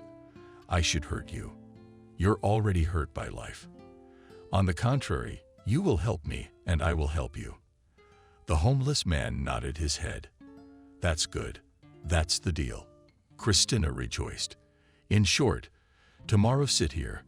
We, with that woman, will come to you, and then you'll get your money. She won't let you down, see? Straight in the head. The man sat down on the paving stone again and spread his hat in front of him. Christina stood next to him for a while longer, thought, and then slipped another $50 into the bum's hat. Poe stepped toward Kathy sitting on the bench. The case of the hat. Triumphant, she said, and I'm good for it, which was to prove Kathy's ideas. Colleagues seemed mad, reckless, and ridiculous, but Christina was not to be persuaded. Adventurism always fountains in her, making her go for the most reckless and crazy deeds. However, Christina always muddled out of the most difficult situations. Kathy still remembered the story, at which all the teachers in kindergarten laughed for a long time, either out of boredom, for fun, or for some other reason. She invited 5 men to her house for a date. She locked the door and threw the key out the window. When she later told how they were trying to win her attention till morning, everyone was dying with laughter. However, when the men, quite drunk, began to fight and the situation took a dangerous turn, Christina had to call the emergency services to break down the door and let the raging men out. On Sunday, Adriana decided to sleep longer, but forgot to turn off the alarm clock in her smartphone, and it persistently notified that it was already 7:30. The woman turned off the alarm clock, but she couldn't go back to sleep. She took a shower, brewed coffee, and began to think about what to prepare for the festive table to treat her friends. Adriana was also worried about what Kathy and Christina would think of her when they saw Michael. She hadn't told them that she'd invited Lisa's father from her band to visit. Scrolling through pages of websites on the internet, she wrote out a few salads and other simple appetizers on a piece of paper and decided to bake some French fries in the oven. The woman opened the refrigerator. Yesterday, she had run to the stores and bought a couple bottles of wine. A beautiful cake also flaunted on the shelf next to the fruit. All that remained was to prepare everything. She laid out the ingredients for the holiday dishes on the table, put on an apron, and started cooking. Christina and Kathy met at the site near the hypermarket. Christina, as always, was in an elevated, excited mood. She was anticipating how impressed Adriana would be with their surprise. Kathy, on the other hand, still thought Christina's idea was foolish. I understand to introduce her to a good man, decent, with a normal job. But you're looking for a bum for her. Oh, believe me, tortured men make the best husbands. At least they're as grateful as dogs picked up off the street. I'm amazed at you. You have an answer for everything. And it's hard to argue with you. Don't argue. Just do as I say. Come on. There he sits, my little dove, waiting like a sweetheart. Christina, he. I threw and went towards the homeless man, who was sitting in the same place as yesterday. The man, seeing Christina, got excited, jumped up from the paving stone, stretched out in a string. Hello, sufferer. She cheerfully greeted the homeless man. What is your name, even Alex? Said the man. He scratched his thickly stubbled chin and bent down to pick up his hat. Take the money and throw this junk in the trash. There's no need to carry unnecessary dirt from the street. The homeless man obeyed and then sank after the women. Christina brought a friend and an unfamiliar beggar to her house. Take off your shoes on the platform, or my floors are washed, she told him, and immediately threw off his clothes. Christina gave the homeless man a large bag to collect his things in it, and then led him into the hallway, examined him from head to toe. For a minute it occurred to her that the clothes on the man were expensive, high quality, but very dirty and even torn. The sweater had definitely once been snow white in some places, and the jeans had almost erased on the back. But a recognizable label from a well-known brand. How long have you been homeless? She asked. About a month, the man replied. I'm not from around here. I came to spare me the details of your nomadic life. Christina interrupted the homeless man. Anyway, here's the bathroom. There's towels, razor, soap, shampoo, everything you could possibly need. Go wash up and get cleaned up. Got it, Alex? By the way, is that a name you have or a nickname? The man answered nothing, walked through the bathroom door, and locked himself from the inside. Why did you lock yourself in? Shouted, laughing, Christina. Do you think we'll be watching you? Yeah. We haven't seen your reasons. Oh yeah. Kathy poked her buddy in the side. Why are you doing this to him? He may be homeless, but he's a human being. But Christina paid no attention to her words and went into the room. She opened the closet and thought of something to wrap a present for Adriana. But what, Kathy? We'll wrap our present in a pretty wrapper. Christina was having a lot of fun. It was a thrilling adventure for her. The woman stood on a stool and pulled a large box from the mezzanine. These are my late dad's things, she said, nodding at the neatly folded shirts, pants, and jacket. The box even held my dad's underwear. I don't know why I haven't thrown it all away. I can't bring myself to do it. The voice of Alex, the homeless guy, came from the bathroom. That robe is hanging. You can put it on. Go ahead, shouted Christina. After a few seconds in the corridor appeared a homeless man dressed in Christina, satin pink robe, barely covering his buttocks and not at all on his chest. Christina held back, unable to contain her emotions. Kathy smiled, pronouncing Glamornenka. Alex was embarrassed. He was thrashing around in the doorway of the large living room, examining himself in the mirror. The women noted that after the passage, the man looked quite decent. He looked to be no more than 40 years old, although at first Kathy thought about 50 from the smoothly shaven man. The man's coiffed, blonde hair smelled of shampoo. So come here, Christina called out to him in a commanding tone. The woman began pulling clothes out of the box. Socks, underwear, pants, shirt, and tie flew onto the couch. Let's get to the examples, she said, pulling out her father's family underpants in front of the homeless man. The man blanched. He was clearly uncomfortable. Could you turn around while I get dressed? He asked, looking at his employers with an embarrassed look. Look, Kathy, barren, embarrassed, clutched Christina again. Then added, okay, relax, we're in the kitchen if you need anything. The women left the room, leaving Alex alone with a mountain of clothes left by his late dad. When the man entered the kitchen, they darted their eyes around in amazement. The homeless man looked decent enough. The suit fit him. Vladika had no axe to grind, and the blue shirt went very well with the color of his eyes. Wow! Kathy stretched out in surprise. What did I tell you? Christina said, triumphantly pleased with herself. Washed, combed, and calmed. What's not handsome? Would you like some tea? The homeless man didn't refuse. He sat down at the table, and I put in front of him a cup with fragrant tea and a couple of sandwiches on a plate. The man happily read the bun with sausage, drinking the tea. Finally, Christina put the cup in the sink and said, "Stop eating. We're going to visit. You can eat there." She looked at her watch and started to pack. "We still have to stop for flowers. Let's hurry up," she said to Kathy and Alex. Christina was anticipating the emotions of the upcoming evening. She drew all sorts of pictures in her imagination. But most of all, she couldn't wait to see Adriana's face when she found out that they had brought her a real street beggar as a gift. Kathy thought the idea was silly, but Christina was excited and decided to see what would happen. Standing on the doorstep of Adriana's apartment, they shoved a bouquet of roses into the homeless man's hands. Kathy pressed the bell button. There was a beautiful trill and then footsteps. "Hello," the friends shouted with glee when they saw a dressed-up colleague in a white-collar dress with folded hair. "And here we are not empty-handed." The guests made their way into the hallway. Christina poked Alex painfully in the side, who, confused, hesitantly moved from foot to foot. He flinched and held out a bouquet to the birthday girl. "Happy birthday," the man said. "Thank you," thanked Adriana. She accepted the flowers and looked questioningly at her friends.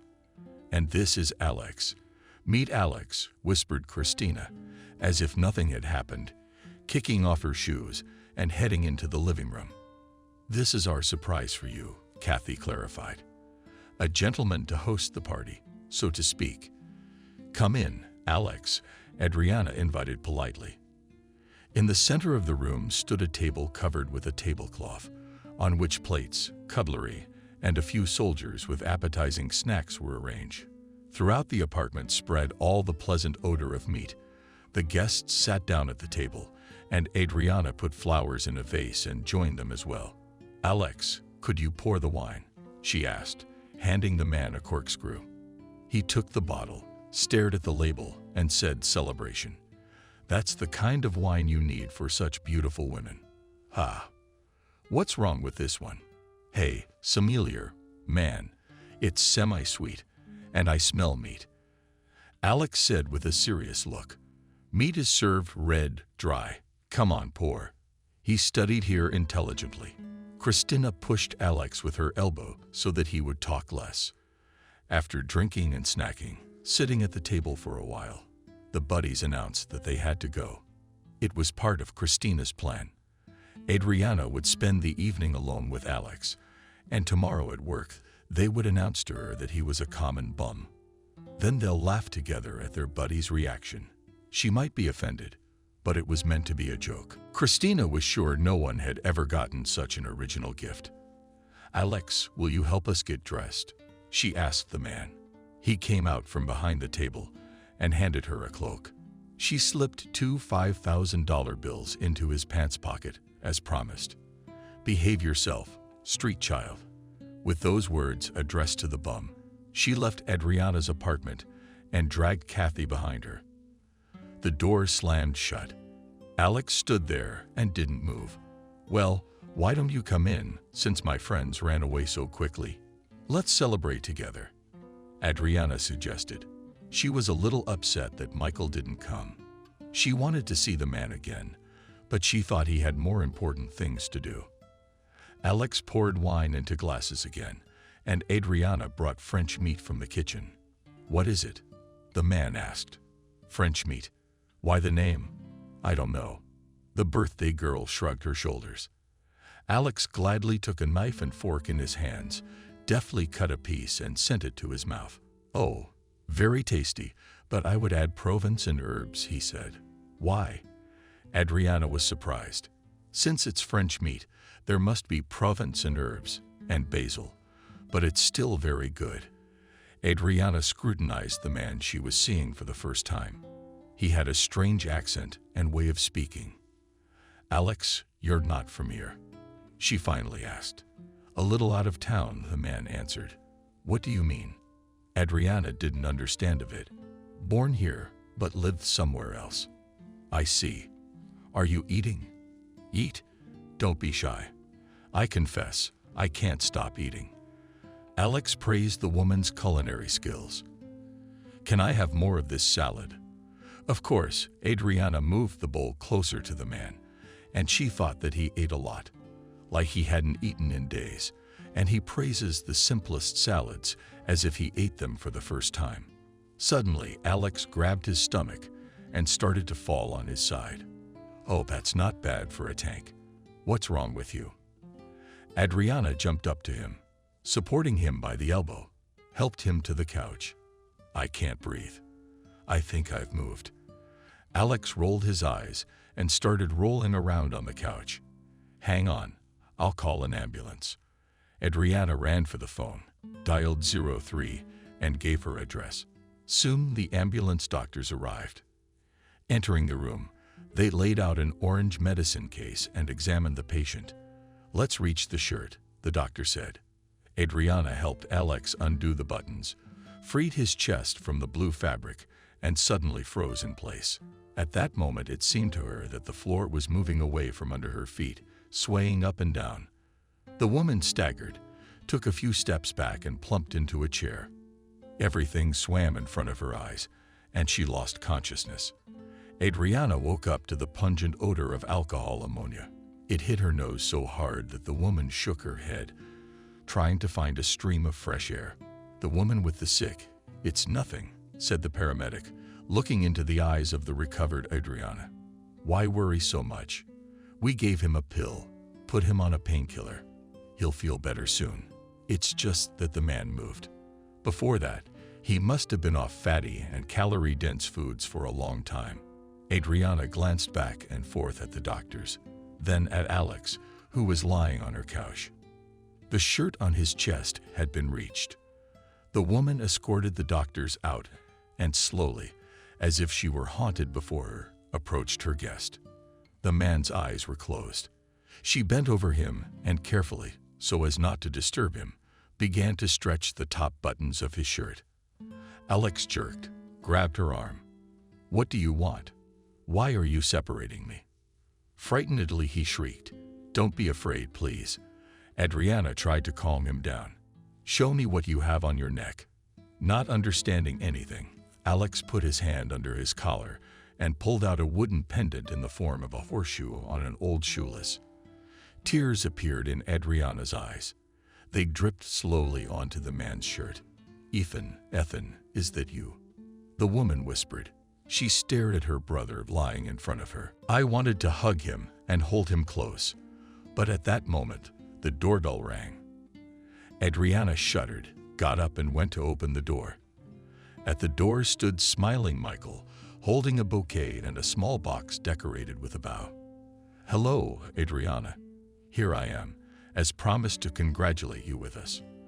With a confident step, he entered the hallway, handed the flowers and the gift to the hostess. "Where do you want to go?"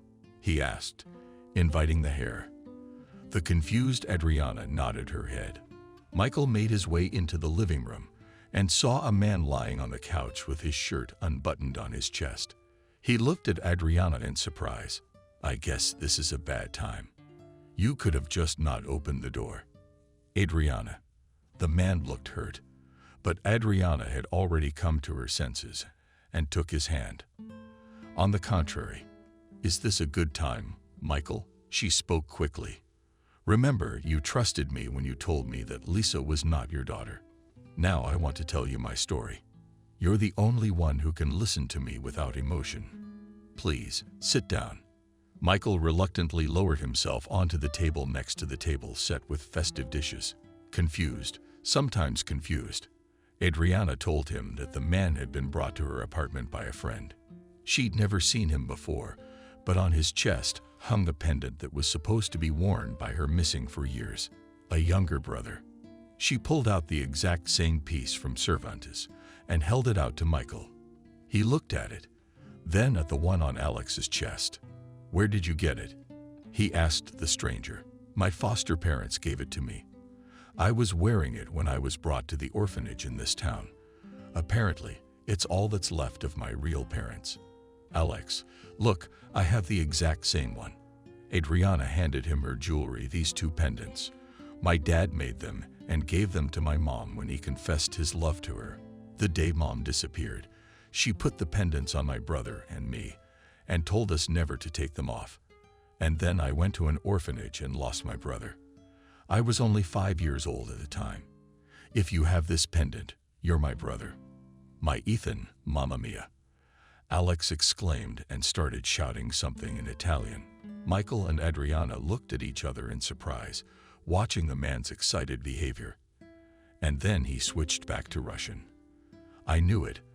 I knew I would find my sister. I believed I was coming to this city for a reason. For the next 2 o'clock, all three of them sat at the table and talked. Alex told his story to Paul. The 1-year-old boy was quickly adopted by a wealthy farming couple from Italy. They loved their adopted son very much, took care of him, and even hired a woman to teach him Russian. When the boy grew up, they told him everything about his father, who had died in a fire. Alcoholic and mothers withheld only that Alex had a native older sister. His parents were very afraid that he would look for her and leave them alone to go to Russia. Over time, Alex got an education and began to help his parents in the vineyards. And a year ago, his foster mom and dad died in a car accident. After the funeral, the man discovered a casket of papers. Going through them, he saw a piece of paper written in small handwriting. It was a letter from his adoptive mother, Louise, addressed to her son. In it, she told him that Alex had a sister, Adriana, in Russia. Ever since then, his only dream was to find her. I arrived in this city late at night, looking for a hotel, the man said. A driver picked me up on the street, but I didn't have any dollars, so he took me to a money changer. Before I could even get there, I got a blow on the head and blacked out. Then I woke up and some men were dragging me on the ground to the heating main. I didn't have any money or ID on me. It all makes sense. Michael nodded. You'd just been robbed. Yes, I was. I went to the police, but they turned me away. They told me to drink less alcohol, and the men who brought me in took pity on me, gave me food, treated the wound on my head, and then told me that I had to earn money. And they put me outside a mall with a hat. That's where your friends found me, Adriana. It's unbelievable. Adriana. Michael exclaimed. I thought it was your lover. All three of them laughed merrily. Adriana and Alex hugged each other. After 40 years, two relatives, separated by 1,000 kilometers, found each other again. We should drink to this, Michael said cheerfully and poured wine into glasses. This is the best present for my birthday, smiled Adriana, holding her brother's hand. I'm so happy for you guys. Just brings tears to my eyes, said Michael. From the beer, the wine. Alex, I'm not the last man in this town. I have connections and money. Ethan wanted to object, but Michael made a warning gesture with his hand and continued. Let me finish, please. I'll help you get your papers back in order. And then I'll help you get a job, if you want it, even in my company. I need people who speak different languages fluently. But Alex shook his head. Thank you, Michael, but I'll be going back to Italy. That's where my home is, my vineyards. It's the life's work of the people who raised me. I can't just leave everything behind. And Russia is already, admittedly, a foreign country to me. Well, you know, in any case, I've always asked for help. And just call. I'll be very happy. And you should definitely come and visit me in Italy. It's a very beautiful, hospitable country, Alex replied. Michael said goodbye to Adriana and Ethan. He hugged both of them, even kissed them on the cheeks. Totally touched by the incredible story of brother and sister. Closing the door behind him, Adriana returned to the living room, pulling out some photos from Cervantes. Hugging each other, they looked at the pictures together, taking in the faces of the people who had given them life so many years ago. And a month later, Christina, Kathy, and Michael were seen off with a ribbon on the platform of the train station. Adriana and Alex. Kathy had tears in her eyes, and Christina was saying something to keep from crying. Don't forget about us. We're the ones who helped you find each other. Low territory woman. Michael couldn't take his eyes off Adriana, as if he was saying goodbye to her. She had become a close friend lately, and he liked her a lot. Taking her hand, he said softly, "I will always look forward to seeing you." The loudspeaker announced the arrival of the train. Adriana and Alex took their suitcases and hurried to their carriage. Looking at the happy brother and sister getting on the train, they saw them off and waved their hands. "Dad, do you think we will see them again?" Lisa asked her father. "We will see them again," he replied, hugging his daughter. He had already planned to take advantage of Alex's invitation and go to Italy with the ribbon during the winter vacation.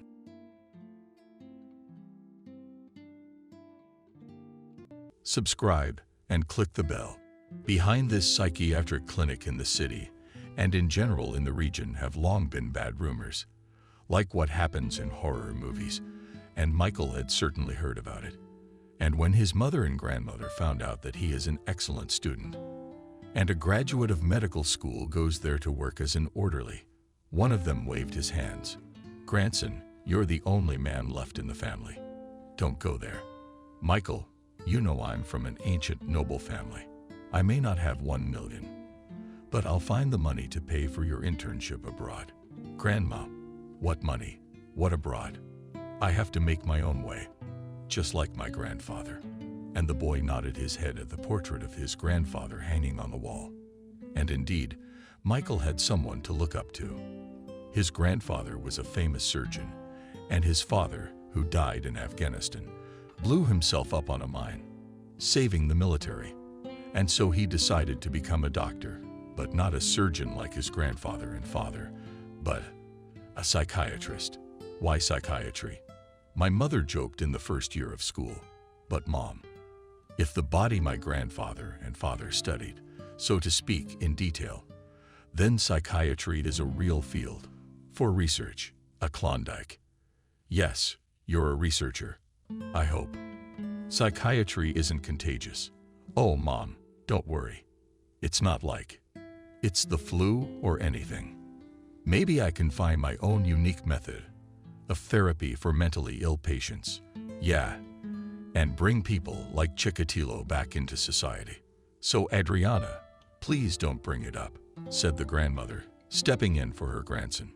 The case of this serial maniac was then on the rumor, and the whole country was following him. But the mother reacted too painfully to her. Michael understood her because her own sister Adriana, and his own aunt, the only close person, killed by an unknown assailant, and the culprit was never found. The investigator then said that it could be a maniac, but now in many women saw negative elements of society, especially if they stayed in such institutions as their own city institution for the mentally ill. "Mom, you are an adult, and you understand that it is better to treat such people, recognize them as sane, and then pass a sentence, than to spend money on them to keep them in such houses as ours for years. And you're still defending him." The mother was outraged, but she knew her son's temper. "Michael, you're just like your father, just as stubborn. All right, but don't complain to me about anything. Adriana, don't worry. My grandson will complain to his legal grandmother." "You mean me?" Betty gently ruffled the thick red curls of his favorite grandson. "Grandma, but I'm not a boy anymore. Not a boy, but not yet a husband. So listen to your mother, but also to me sometimes." So they lived in the old Tsar's house, where they had a 5-room apartment with its own fireplace and a large library, luxurious balconies, which still kept traces of the old stucco. This house was in the very center of the city, stood on a small hill, and was considered one of the elite in the city. For it, even many rich men and millionaires, even one criminal authority, gave crazy money for the family to sell their apartment. "No way," said Betty's grandmother, who was considered the head of the family and whose word was final. "This apartment will serve my great-grandchildren and great-great-grandchildren. So just stop asking me stupid questions like if I want to sell the apartment and leave me alone." That's all she said a few years ago to a city criminal mastermind. And strangely enough, but after that they really didn't bother them anymore.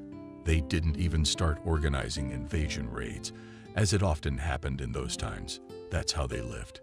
Michael, dreaming of becoming a famous psychiatrist, and his mother and grandmother, whom he madly loved and idolized. No, there were girls in his life, and even an older woman, but he loved few. Yes, there was a crush, even a feeling like love, but nothing serious. He went on studying, falling in love, dating. Now he was interning at a psychiatric clinic in their town. Yes, they had talked the most horrible and heartbreaking, up to the fact that their orderlies and doctors have fun with mentally ill beauty. But no one could prove it. What do you want me to do? Michael asked his old friend Benjamin, who told him all this. I really have to go over the border, as my grandmother says. But you know, you'd have to sell the last of it. And what would I do in that prosperous Europe? And you realize their methods and ours are probably incompatible. So that's where it stands. I'm already used to the realities of our medicine and psychiatry, in particular, as well as methods of therapy. What's a handful of pills? I'd rather have a shot in the vein, or even for some freaks in general. Orbital lobotomy. You're a bloodthirsty. Benjamin, I'm way ahead of you. Aha. That's why I went into dentistry, so I could yank my patient's teeth with a vengeance. And the guy was soon making a grimace that made them both laugh. A healthy laugh. Crooked faces like first graders. It was normal. In their practice, doctors, they are such and black humor that help them endure the specifics and difficulties of the job. Often the lack of weekends, when there is no one on shifts. And you do all the work for 3 people, so you cannot die long, or even go crazy and become like his future charges patients in a psychiatric clinic. Yeah, Ethan, I probably should have chosen dentistry like you, and my grandmother insisted that my senior year I choose dentistry or gynecology.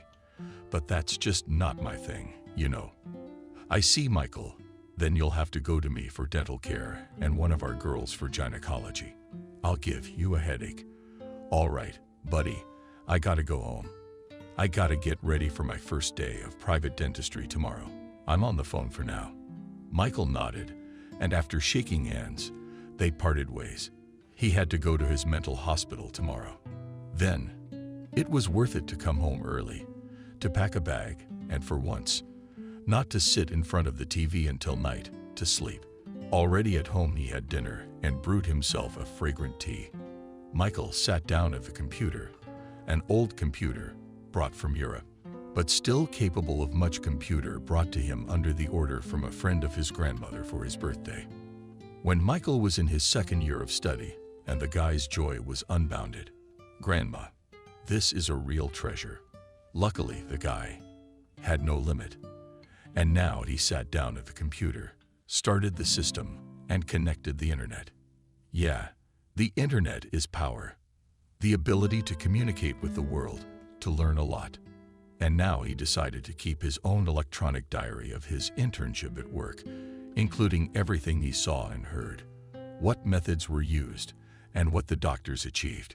Maybe I'll even write a dissertation based on this diary. Not many secrets this asylum hides. Is this your institution for the mentally ill? Grandma came into the room and put a tray with a huge tea and sweet spoons on the table. Yes, Grandma, I'm thinking of keeping a diary. Maybe I'll see something interesting, and there are strange things going on in your almshouse. Grandma, do you know something? Tell me, please. I know something. Betty sat down on her grandson's bed and thought about it. That sometimes I see girls and young women in weird outfits, but they also have ribbons in their hair. Grandma, well, the outfits are ordinary, hospital outfits. Maybe some suits came from humanitarian aid. And the ribbons? Maybe one of the nurses got sick. No, grandson, something else. Outfits. Grandma thought for a moment, and then said, you know, like in adult movies, a dress, short stockings, and netting. Somehow the guy raised an eyebrow in surprise. Strangely, he had passed by this place many times, but he hadn't really paid attention to the patients. His grandmother, on the other hand, did. She looked at her grandson carefully and then continued. And about the ribbons, you know, they're weird too. How can I explain it to you? Well, what caught your attention? Just tell me the first thing you noticed. The guy felt like a detective, but he was already wondering what his astute grandmother had seen. Betty pressed her lips together and then gave out. They're red with glitter. So what? Grandma, it's bright and beautiful. I guess crazy people like that. I don't know about that. You know, in my time, so to speak, pre-revolutionary ribbons like this were stuffed in the hair of girls of easy virtue in brothels. And here, they'd walk around like that, and they'd be highlighted with ribbons, so to speak. It's not human. You shouldn't make the poor and disadvantaged look like the poor and disadvantaged. Ugh. And also such ribbons flew hair only young and beautiful. Grandma, you're my Agatha Christie. Really, how many times have I walked by and just not paid attention? It's impossible not to pay attention to such an inferential outfit. All right. Well, I take what you said, and I'll pay attention. Maybe I'll uncover some kind of world conspiracy. And the guy smiled his beautiful smile, but he didn't know how close he was to the truth. This hospital was a place for the mildly insane. As the doctors would say, those who didn't require enhanced confinement. That's why the patients could walk by themselves in the equipped yard of the institution, awarded with a fence. But the guy would learn about it later, when he would encounter the most horrible and disgusting thing that could happen in his professional life. Monday turned out to be surprisingly sunny and similar, especially after a night of threatening rain and rain that walled the city. Yes, Michael thought.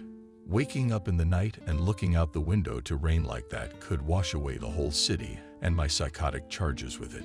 But the morning was clear and sunny, and there was practically nothing left from the traces of rain, except for broken branches and leaves on the ground.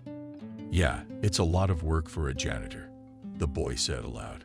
That's right, said the janitor of the Czech grandmother Sophia, who has been cleaning the yard. Since 5 o'clock, she's already cleaned so much, and still waving and waving the broom. Good luck to you. And the guy, throwing his backpack on his shoulder, went to his new place of practice. On the approach to the psychiatric clinic, the guy decided to walk around it a bit, on the other side, so that he could see the place where their patients usually strolled, and to pay attention to what his grandmother was talking about yesterday. Indeed, there were several girls walking in the courtyard, dressed in very revealing outfits with brightly colored ribbons in their hair. But the strangest thing was not only the orderlies, but also the head doctor and his 2 deputies were standing aside. They looked at their charges and smilingly discussed something. And the head doctor was looking at Kathy, a new patient who had been brought in a few days ago, a victim of hypnosis, or rather a failed experiment of a psychopath. A doctor who practiced his trance technique on her. Yeah, the guy thought. Such things happen in the practice of doctors. As the grief doctor told the law enforcers, this method he tried to muffle her inner hunger. What kind of hunger? One of the investigators asked the doctor. Sexual hunger. She was just obsessed with men, always wanting sex.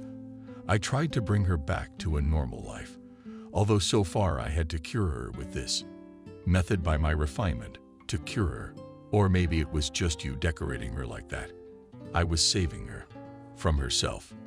The doctor was sure he was doing good. But, as Michael thought to himself, having heard the girl's story and the doctor's testimony, he was no less crazy than his victim, whom he had turned into a vegetable. Yes, thought the new orderly from one prison, or rather office, psycho, experimenter to the clinic, or rather, a study, a psycho, an experimenter in a clinic where she was looked upon as a subject of pleasures and possible molestation. Well, if you've got your eye on her, I'm gonna have to keep an eye on you, Kathy. Now I realize my grandmother was right about something. You don't dress patients like that. This isn't a catwalk, it's a clinic. Michael took out a pack of cigarettes and smoked. Even though he'd only dabbled before, As his downstairs neighbor, Uncle Benjamin, who'd been in the camps for years, would say. He was translating product, also a colorful type. The guy remembered about him. But in reality, as he was an Urka and a political prisoner in the past owned such a 3-room apartment. Michael even once asked him jokingly, "Who will get your chambers and jacuzzi?" To which he replied, "Squint your eyes at him. Don't be jealous. I won this house with my teeth." And the neighbor showed his not too healthy strong teeth. "Don't look at my teeth. I can still do a lot. And the apartment is my mother's inheritance, not the state's. Believe me." "Uncle Benjamin, but you don't have children." "Who told you I don't? I had a daughter, but she died in childbirth. So there's only one beloved grandson." "But why doesn't he visit you? Where is he? Do you even know?" "Because he lives abroad. My daughter married an Arab. She fell in love and went to the Emirates. To tell the truth, she lived like a cheese in butter. I wouldn't give her that. But I guess you have to pay for everything. And I guess she paid the price when she gave birth." "I'm sorry, Uncle Benjamin, I really didn't know." "Hold on. There's a grandson. Have you even seen him?" "Yes, he came to my daughter's funeral. To her grave, to be exact. She converted to Islam and was buried on the day she died. So I only got the grave. I'm sorry." "You're welcome. My grandson's growing up and my daughter's husband calls me and shows me his grandson via video link. He keeps asking me to come over, but I can't leave the house. Yes, and here I am among neighbors as my own and smiling through tears." Neighbor went to his apartment. Michael stood smoking under the fence net and did not understand why he remembered him. But fate would once again bring the neighbors together in this case, albeit in a very unusual way. And now Michael stood smoking, looking, and could not make a step and continue his way. "Maybe throw it to hell under his nose," said the guy. And then he almost jumped. On his shoulder lay the hand of William, the lead doctor, clinic, and supervisor of Michael's practice, who had seen the guy get off at the bus stop, how he had smoked, stopping under an old lime tree. And as he watched a group of paramedics walking in the courtyard of patients of doctors, laughing them among themselves, probably at some oily joke. "Who are you gonna leave? Certainly not the practice at our fun and games place, but I think you're overdoing it on the fun and games. No, it's definitely that kind of black doctor humor. It is so, sort of so humor." The doctor smiled and took his ward under his arm and led him towards the psychiatric hospital, slowly but surely moving him towards the horrors that were going on inside its walls. The doctor had already made the decision to either involve Michael in his games or simply deprive him of his sanity if he did not agree to participate. Why him? It's simple. Michael is a new man in their collective one not so long ago, by chance, and he's strong for his age, plus handsome. Here is such a boy handsome, which is exactly suitable for filming spicy movies. Already in the clinic, the head doctor Noah and William took him through all the buildings, floors and wards. Yes, the views are not the best, and emotions are not the brightest. Why should he be surprised though? He knew where he was going. Michael was tormented by his grandmother's reasoning, but he knew if he asked that question directly, he'd be laughed at. But at the most, he'd get suspended. And the guy would never find out. Noah asked Michael over tea at the resident. There are all sorts of rumors about this clinic, in particular, mystical rumors. What do you have to say about that? Oh, Michael, you're a medical student, but you talk like a philology student who wants folklore. Or are you afraid of the ghost of the old empress or mother? The mother superior who drowned a truck in our pond at night. There's even a pond here. The boy's amazement was unparalleled. How long has he lived here in this town? I knew of clinics in the neighborhood, but the fact that there's also a pond. Remember the old movie about the Three Musketeers? Well, we have a lively pond just like that. It was organized by the previous head doctor. His wife worked as a landscape designer. So they set it up. We have a lily pond here. It's beautiful. There were fish swimming in it, but I guess our climate didn't suit them. They died out over the winter. But our patients don't care whether they're fish or lilies. And Ethan, an orderly with huge fists and a face resembling a tango arena, laughed as Michael's laughter made him shudder, and the doctors simply did not pay attention to him. And why do they tolerate such people in the clinic? Although, on the other hand, there are some violent people who can't be subdued without physical force. Yeah, but Ethan's rudeness sometimes got to Michael, as did the thought of having to work with someone like that. Ethan, you show Michael to your office, where he can change his clothes, leave his things in the lockers and all that. He's only here for a couple months, so to speak, a couple months internship. But it's still got to be determined. Ethan nodded his head and waved his huge fist at Michael. Michael didn't show his displeasure. Let it be. A couple of months could be tolerated. And then he was promised to be taken to the second city as a staff psychiatrist, so he didn't worry about it too much. Michael obediently went down to the basement with Ethan and went to the very back of the clinic. Here, the orderlies had set up a room for a locker room and a kind of sports corner where you can hit a punching bag and play chess and dominoes. Don't be shy. Michael, take any locker that's not open. We have a lot of open seats right now, so let's get settled in. Why do so few people want to work at the clinic? Michael started asking questions from afar. I mean, who wants to hang out with a psycho? A lot of people think of it as a contagion. Being a psycho too. I just don't know any other job. Although at one time, just like you, I studied medicine. What did you study for? An orderly, that's what I studied. And my uncle put me to work here. My uncle. He's Noah. You've seen him. He's our chief of medicine. Good acquaintances, the boy thought, but he didn't say anything. Michael changed his clothes and began to get ready for his shift. The shift went relatively smoothly, and the next morning, the guy threw his backpack on his shoulders and left the clinic building. The sun was shining brightly, and there was nothing to portend any trouble, and all the things he had changed his mind about yesterday. Michael, it seemed like a fairy tale or fantasy. But really, what kind of fairy tales are fairy tales? We live in our developed world with computers, cameras on every corner. Even if there was something going on here, it would have been made public a long time ago. Michael, good morning. William called out to the guy and extended his hand to greet him and got straight to the point. How was your shift? Smoke. I don't smoke. Thank you. Yesterday it was just a dalliance, but the shift. Thank you. Everything went smoothly. William, can I make a personal request if I'm not interrupting something more important? Sure. Yes, of course. Anything I can do. Could you show me that pond you told me about yesterday? Wow. I guess you got caught up in the story last night. Come on. It's in the backyard. I'll show you around.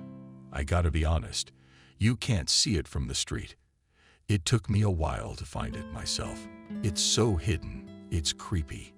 Is this place really inhabited? The center of Izhevsk. The doctor looked at him with a slight chuckle and said nothing, but waved his hand and led him deep into the park area of the hospital. Yeah, it's a bit of a wilderness, and that the most strange noise of cars from the street was not heard, although the clinic itself was located at the crossroads of quite busy central city roads. How quiet is it? And strangely enough, you can't hear much traffic from the road. Yes, you're right, Michael. You've noticed it's quiet. And here's the twig itself, and the head doctor spread the branches with his hands and let the boy go ahead. It's beautiful. Before, Michael opened a pond, laid out of stones behind burned black lilies, around which willows grew. And what was the most amazing thing? There were several statues in antique style of girls, hunting or carrying jugs on their shoulders. He had not seen such statues for a long time. Oh, it's beautiful. And notice the angle and the shot. You could even make a movie. What kind of horror movie have you seen in our cellars? There's no such thing as a cellar. Why? There are some. Yes, imagine that. And they lead to the local Cathedral of the Transfiguration, which is across the street from us. Are these cellars or cellars? I don't know. They lead to the monastery, and they say the monks at our clinic have the right people. And all because it wouldn't occur to anyone to look for a healthy person in a mental institution. Then there's been some kind of collapse in some places. Now these passages are impassable. That's for sure.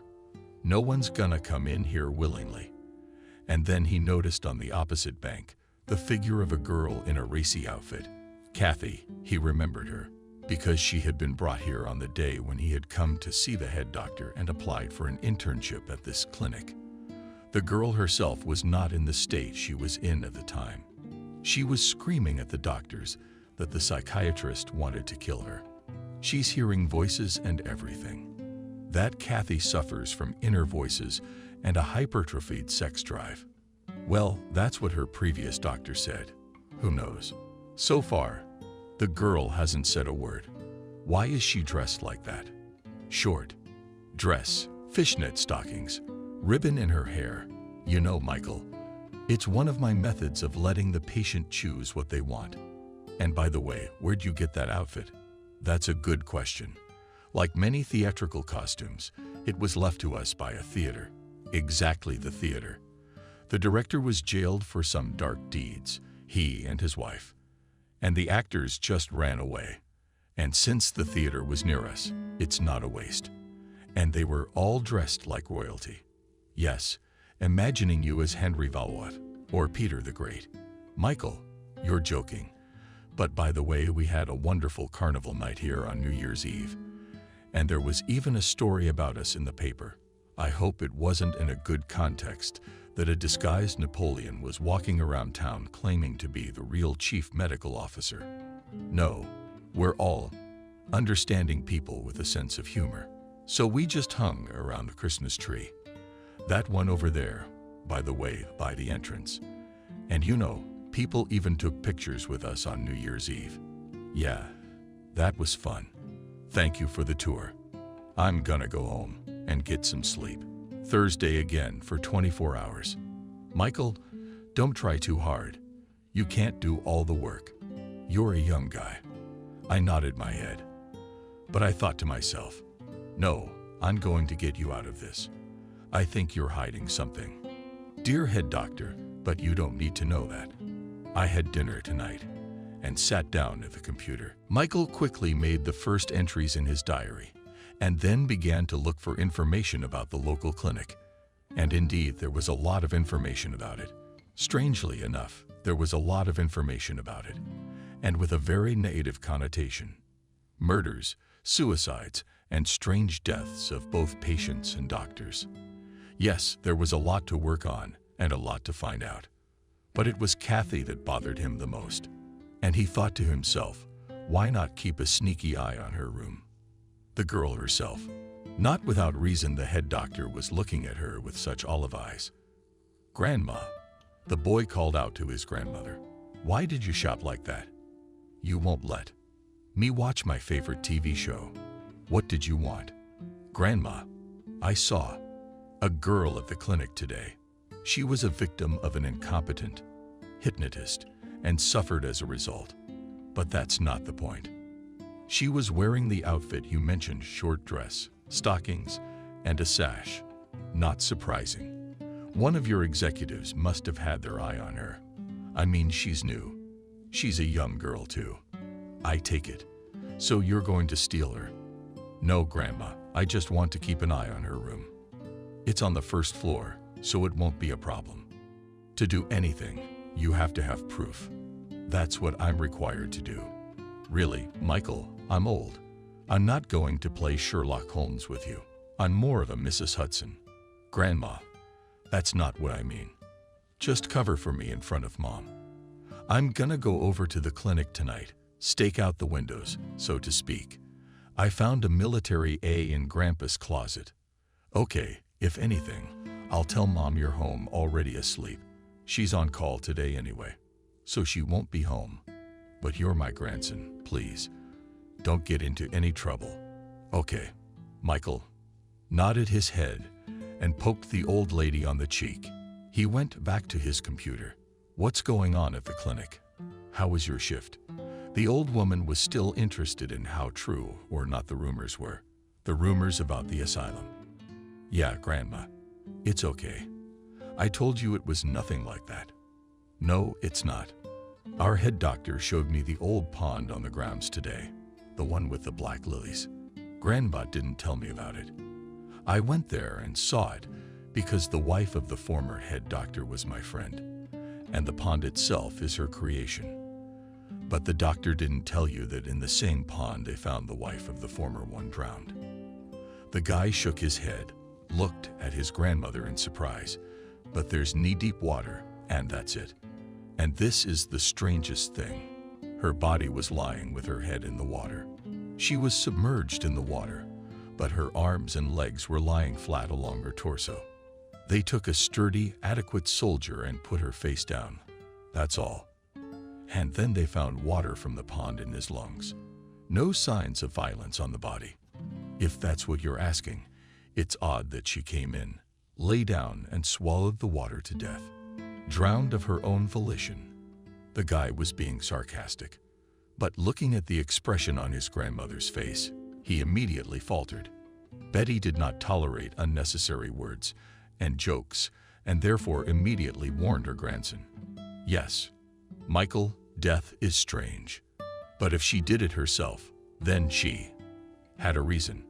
And maybe even her own husband is the same as your current boss's overbearing.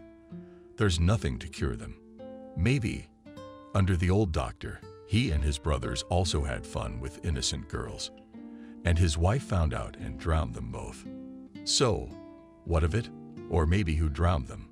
But really, she won't become a ghost of a ghost, will she? Maybe she wouldn't. But believe me, there's something scary going on out there. And I'll tell you honestly, this new girl isn't worth the danger she's bringing upon herself. Trust me.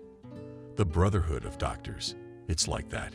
Everyone protects each other. And even if they do something to her, that you can get to the bottom of it. But understand, a doctor will not testify against a doctor. So get on your nerves and leave her in there. At least I'll get her out and save her that way. All right. Michael, don't yell. I hear you. I accept your position. But I'm trying to warn you. You're putting yourself in a lot of danger. I understand all that. That's why I'm telling you where I'm going and what I intend to do. Betty nodded and stood up, heading for the door. She was worried about her grandson, but she realized she couldn't keep the young and hot guy away. So the woman simply stood on the doorstep and turned and said to Michael, "What if you take Uncle Benjamin, our neighbor from the second floor, to help you? He's old, but he's lean. And with his criminal record, he'd be a big help. I'll think about it. But it's not a bad idea. Although I'll tell you right away, I'll have to see for myself, do some recon, and then I'll tell them what's going on. Even if I go to him now, what can I say? Uncle Benjamin is there in the clinic raping women and many other things. And he'll tell me. Prove it. Just words. And I don't really believe it all myself. Just because a place is weird and old doesn't mean you can't ring all the bells. Yeah, there's too many girls.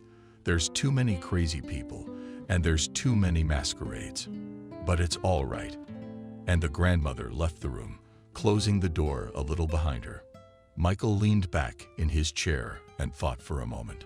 Uncle Benjamin is a criminal, but the grandmother is right. His experience and his nose for crime might help him. And an extra set of hands and eyes can always help. But first you have to go and see for yourself, and then you can go to your neighbor. All right, let's get ready. Michael threw a flashlight and a bottle of water into his backpack. Binoculars with good German optics can take a camera. What for? Basically, There's a cell phone. You can take video and photos with it. Okay, that's fine for the first time. Anyway, I'm not going to go in there. And throwing it on his shoulders, Michael went out into the corridor and began to study. The sounds Betty came out of his room and looked at his offspring carefully. You're coming. Yes, Grandma. Don't worry. I've got the phone, but don't call. I'll call you if I need to. In the meantime, lock it up. I think I'll be on the train in a couple of hours. 20 minutes to get there. An hour and a half and back. 20 minutes. So look, it'll be 3 hours. All right. Grandson, but please be careful. If anything happens to me, your mother will rip my head off. Michael smiled at his favorite person and kissed her. He went outside. It was getting dark. What's so surprising? After work he washed up, then ate and slept, and now full of strength can and observe. The guy smiled, thought to himself that he should have gone not to the doctor, but probably to the investigators. Here is a confirmation of his words. A patrol car passed by and lit up the road with flashing beacons, but it alarmed the guy. No, not the car itself, not the flashing lights. It was the fact that the policeman stopped it around the corner and got out quietly, covering the door. They slammed it shut, as usual, quietly slipped through the hole in the fence of the psychiatric clinic, and went just as quietly, whispering among themselves. Wow, the cops are also in business, and the young medic's bewilderment had no limit. Did these columns, as his grandmother would say, come here too? Wow. Now, it's not just medical malpractice anymore. It's a group of gangs. And that's what he's encountered in practice. Come on. Maybe he just made a mistake, and the police came here on a signal, so to speak, to check what's going on here. But still, these two were acting weird, uncharacteristic. Michael slowly went in the direction of the secret eye. In the fence, jumped in the chassis, hiding behind the dense vegetation, and abundantly growing along this fence. That was a plus right now, and it wasn't exactly a starry night. So the guy slowly crept toward the ominous, overhanging park clinic. This 3-story old pre-revolutionary building was an eyesore in the city. It was going to be demolished long ago, moving the facility to the outskirts. But apparently, it wasn't worth it for the high-ranking officials to go there in search of hidden pleasures. Come on, come in here, quietly said one policeman, and let the other one inside. The basement. Wow, they got the basement entrance open. I wonder who's on shift today. An old orderly with a long history of alcohol abuse, or lying. Another one of the orderlies with a huge fist. When Michael himself asked about the door to the basement and the padlock, the head doctor secretly smiled and said, "This is the entrance to our basement paradise. And is it like growing marijuana there?" Michael decided to make a joke, but I guess the joke didn't work. The doctor looked at him sideways and said it wasn't pot. It was something else, but it's too early for him to know. Everything will show and tell later. And now they just let outsiders into this forbidden paradise. Maybe they are part-time. Security guards? Michael chuckled under his nose and began to approach the clinic building even more quietly. The windows of the wards on the first floor glowed with a dim light. It was the way the duty lights burned. And the light itself was enough to see what was going on in the wards. The guy intuitively approached the window of the room of the new patient, Kathy, and from surprise, almost dumbfounded on the spot. Guy saw her sitting on the bed, dressed in a short schoolgirl dress and with bows in her hair. Yeah, the guy almost whistled in surprise. And apparently, the girl heard his exclamation and looked out the window. Michael intercepted her gaze for a second. He was devastated. Apparently, she'd been pre-sedated with sedatives. But at the same time, there was a silent plea for help. But then, Liam and the doctor in charge entered the room, and the boy sat down instantly so as not to be seen. Michael sat under the window and listened intently to what was going on in the room itself. He heard the footsteps of 2 men and the creaking of a bed. Then the words of the head doctor. "Hello, Kathy. You're already dressed as well as you can be. Now let's go down to the basement with me and Liam. You'll find a lot of interesting things there." The basement where the two policemen went. Apparently, they had some sort of organized pleasure nook down there. And that's where they took her, drugged her with psychotropics. But what to do? The guy quietly sank to the ground and put his hands around his head. What to do? What to do? And then the front door creaked and Michael squeezed into the ground. 3 men came out of them and headed towards the basement. Good night was dark, and the yard of the clinic was not illuminated. Therefore, he simply was not noticed. But only the girl turned back, looked in his direction, and cried. Tears rolled silently down her face. Michael heard Noah begin to quietly soothe the girl and told the orderly, "Liam at the school, to her in the basement for another dose of sedative. We didn't want her to wake up at the right moment." And the chief of police wasn't happy with his new doll. "Yeah, sure, Noah. Let's get her in and give her a quick shot." And the trio began to make their way down to the basement. Michael had one single desire: to break into the basement and snatch Kathy out of the hands of doctors and cops. But he realized how impossible that would be. No, he was not intimidated by the company, the doctors and the cops, to do their dark deeds. But he realized they'd just smash him there. And that would be it. And no one will know where his grave is. Call the militia. What will he say there? The head doctor and a policeman raping a mentally ill patient won't believe him. And even if they do, what's next? But the brigade will arrive on a call. And what? Nothing. If the police come to such costume parties, it means that the management is aware of it, and at least the case will be closed. At the most, they can either kill him in the same basement and bury him here or put him in jail for something. I mean, even if it's for abusing Kathy. So think, Michael, think. Maybe you're imagining things. Yeah. And the cops are here for nothing. But at that very moment, the basement door opened and a policeman came running out. "Vasia," he shouted, "I've been away for a couple of hours. There's an emergency at the police station, but I'll be back later. Leave me that girl for later." And the policeman rushed to the car. The guy heard the engine roar and the tires skid across the sand. But the strangest thing was that from the cellar no one answered him, and no one had ever closed the door. It wasn't locked. It's called come in. Whoever wants in and whoever wants out. Whoever wants in and whoever wants out. Michael rushed to the cellars and started to go down the stairs, listening to every sound. But he heard nothing, neither footsteps nor any other sounds.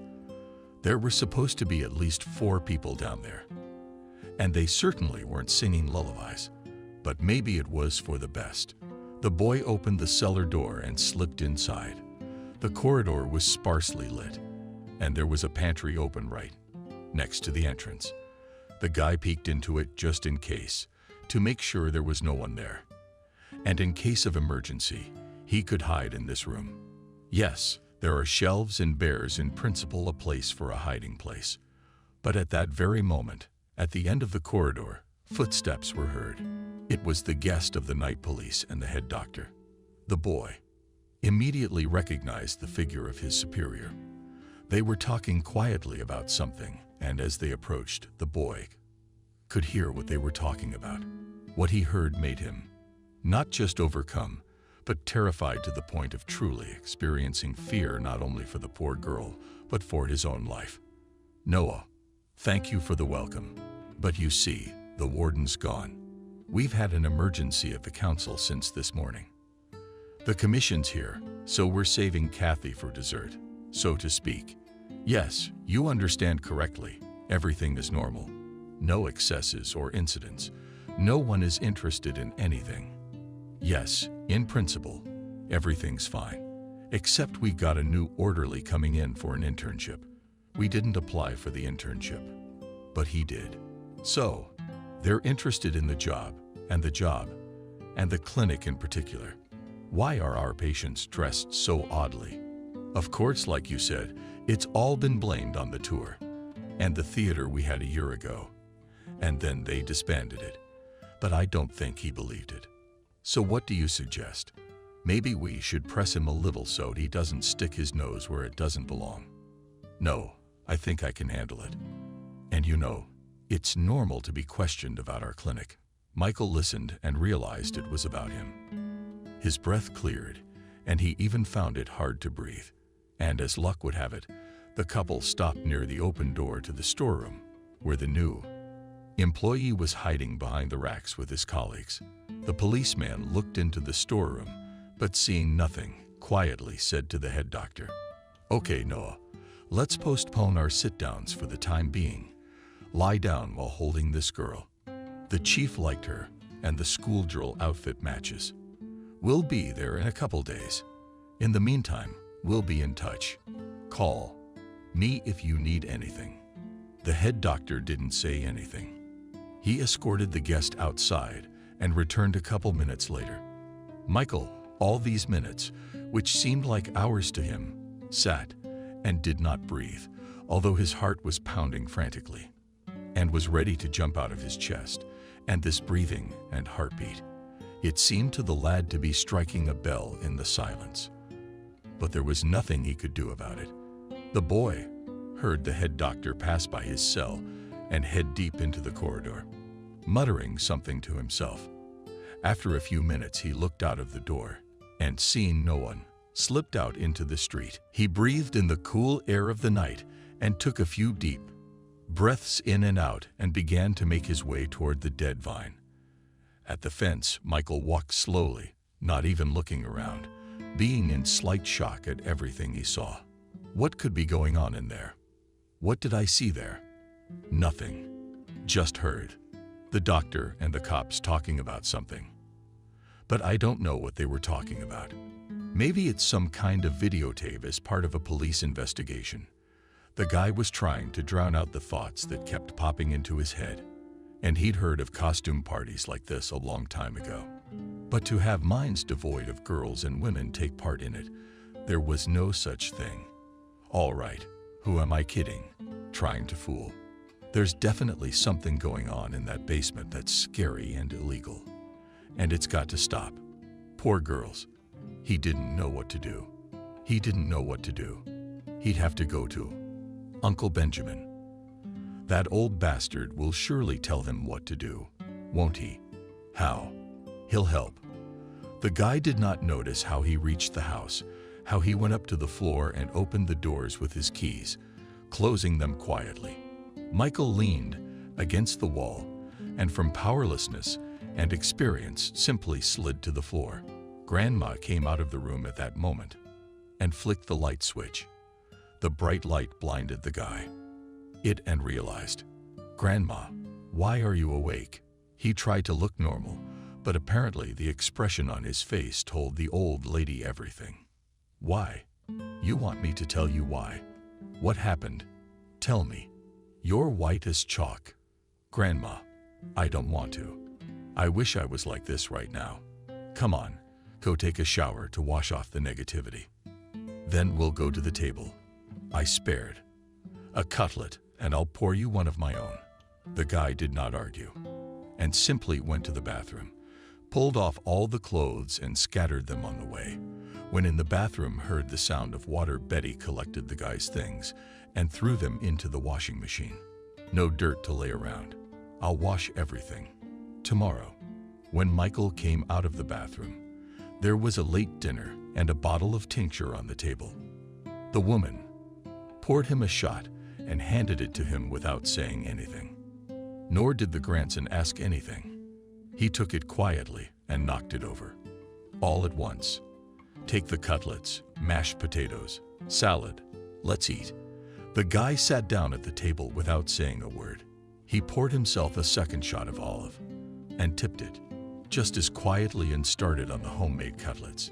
He ate and thought, should he tell his grandmother of his suspicions? But Betty was not so foolish, as modern young people might think. I take it Kathy had gotten into the local psychiatric brothel and was simply being kept on psychotropic drugs. Michael chewed and nodded his head and simply couldn't drop a word. Not because he was eating, but because he was choked with emotion, and he didn't want to upset his grandmother. But his grandmother was not stupid and immediately realized everything as soon as his grandson entered the house. You know, grandmother, there are not only doctors involved, there are also the police, and most likely, the very top. They came here today, twirled around and left. It's like an emergency in the department. So they didn't stay the night. And this girl. And then Michael shook from the experience. Tears rolled down his cheeks, and he couldn't stop. How could they do that? It's not just they're renting prostitutes, who know what they're in for and where they're going. And all this with mentally ill women. How so? Michael, I get it. That's why I told you not to go there, but you wouldn't listen. And now you've got to figure out how to deal with it. You're not going to go to the police. You said it yourself. The whole chain of command is tied up. So what do? You can't go with a machine gun against everyone. You don't have to do it yourself. I told you. Go talk to our neighbor tomorrow. You know, the one below us, Benjamin. He's a thief. He's old school, I think. Plus, he's got a grudge against the police. So if he doesn't help, he'll certainly tell me what to do and who to turn to. The guy nodded his head and poured himself another olive. He drank and couldn't taste it. Slowly he digested all that he had seen and heard, thinking how he should proceed. But Babushkina's spit turned out to be quite strong, and already in half an hour the guy was pecking his nose. Go to bed, my sorrow. Tomorrow mother will come, and you with red eyes sleep. And then I'll cook for you for the evening. Pour the stuffed cabbage. With all this good stuff you'll go and ask your neighbor for advice. Grandma, thank you. I'm going. Michael only laid his head on the pillow, as he was immediately dreaming. He slept and did not dream. Though emotions so and so raged inside him. But apparently the young body could handle giving his head a rest. Indeed, he slept until almost lunchtime. And when he got up at 12 o'clock, he found no one home in the kitchen. All he caught was a note from his mother. Say, lunch on the table from his grandmother, stuffed cabbage in her purse, cash in the fridge in the back. We had a snack in Russia too. Michael went down to the second floor and called Uncle Benjamin's apartment. He didn't open the door right away, but he wouldn't let the guys in. Michael, do you want something? Uncle Benjamin, my grandmother gave you Golutsov, and he pointed to the bottle. And then I'd like to talk to you about a sensitive matter. The old one stomped on the doorstep. He liked Betty's stuffed cabbage, and it wasn't nice to say no to a neighbor. It wasn't proper. But he had guests he didn't want Michael to meet. The guy heard he had a stranger as a guest, maybe the lady of his heart, and he's here with his own problems. Uncle Benjamin, if I'm interrupting, I'm sorry, but can I come back later? Yes. Michael, I'm sorry, guest, come back at 8 o'clock. And here's Betty. A special thank you. Her stuffed cabbage is a work of art. Benjamin nodded his head and closed the door gently. Yeah, the stuffed cabbage and cash came in handy. There would be something to feed and drink an old friend. He came unexpectedly, and frankly speaking, the skull's visit surprised Benjamin and made him a little wary. And what does the skull need from old Kogan? And a vagabond. Yeah, maybe our old friend stomping on the doorstep for starters. Hopefully, the doorstep isn't where friends have a business conversation. Oh no, sure, come on in. Except there's nothing to buy. But I did not come here to eat. The restaurant will not feed. If you want strong tea with your girlfriends, I won't refuse. You owe me tea and my girlfriends. When Benjamin went to put the kettle on, the doorbell rang. It was Michael, but not the landlord. Neither did his guests know about it. Both were wary. But since Benjamin had long since retired and felt no guilt, he boldly opened the door. After talking to his neighbor for a few minutes, He returned to the room with the fools and the cash. "Oh, I see the delivery service is working perfectly," joked the skull. Yes, in the face of the upstairs neighbor. He came in to talk some business. So I brought this to butter the old man up. But I asked him to wait till tonight. In the meantime, try these homemade stuffed cabbage. By the way, and cherry is a delight. The men sat down at the table, poured a shot glass each and, having drunk, had a snack. And how not to drink, because it would make the conversation easier. Benjamin looked at the old thief in the law and quietly asked, "What brought you to me? You didn't just come 10 years after our last case." "Yes, I did.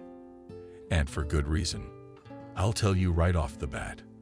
I was put in charge of this town not that long ago, but I think you already know that. Now, I've heard rumors that young girls and women have been going missing in this town for the last few years. Well, you can blame it on anything, although all roads lead to your local mental institution. You know what I'm getting at? Yeah, I've heard bad things about her too," Benjamin said, and poured another round of shots. "But how can I tell you, Skull? They're just rumors. You know, you can't do anything without proof." "That's true. But in addition to the fact that young girls have been brought into this almshouse and treated for whatever reason, the cops have been frequenting it in recent months. They probably set up a brothel there together with the doctors and have fun there. And how not to party? It's a hell of a roof." "Skull, are you sure?" The old watcher nodded his head and threw a piece of fool into his mouth. He poured himself and his friend a shot for cream. What was there to say? Home-cooked food, still, that delicacy and luxury. And he, as an old thief who had spent most of his life in colonies and prisons, understood that. But that's not what we're talking about now. The daughter of a street Petersburg authority figure is missing. And so far all roads lead here. You see, Alex's daughter is missing. Well, you remember him. He was on my team. Then he retired. He's got a family, but his daughter's missing. And all roads lead here to this mental institution. Yeah, and you said she could be in that new house. What about him? What did he do? He's been raising his own, and he's almost filed a police report. But nothing. Benjamin sat and thought about it. He really heard from his friends that in the last couple of years young beauties began to disappear and that it was the doctors or the cops who were involved. But that was talk, and no more evidence. But if the daughter of an authority figure has disappeared and the tracks led here, that's serious. Skull, couldn't it be a banal showdown? It's been speculated. But no, that's not it. Is that why I need your help? How long have you lived near this fine establishment in this town? Take a good look, Skull. By the way, Michael, but the guy who came in the other day with these fools, he works there as an orderly. How does he work? I think he's been there a while. But I asked him. That's what we decided. But in the evening, Benjamin didn't even have to ask the guy. 8 o'clock sharp. He was already sitting in his kitchen and drinking strong and sweet tea, which the owner had brewed, and put in front of the guy.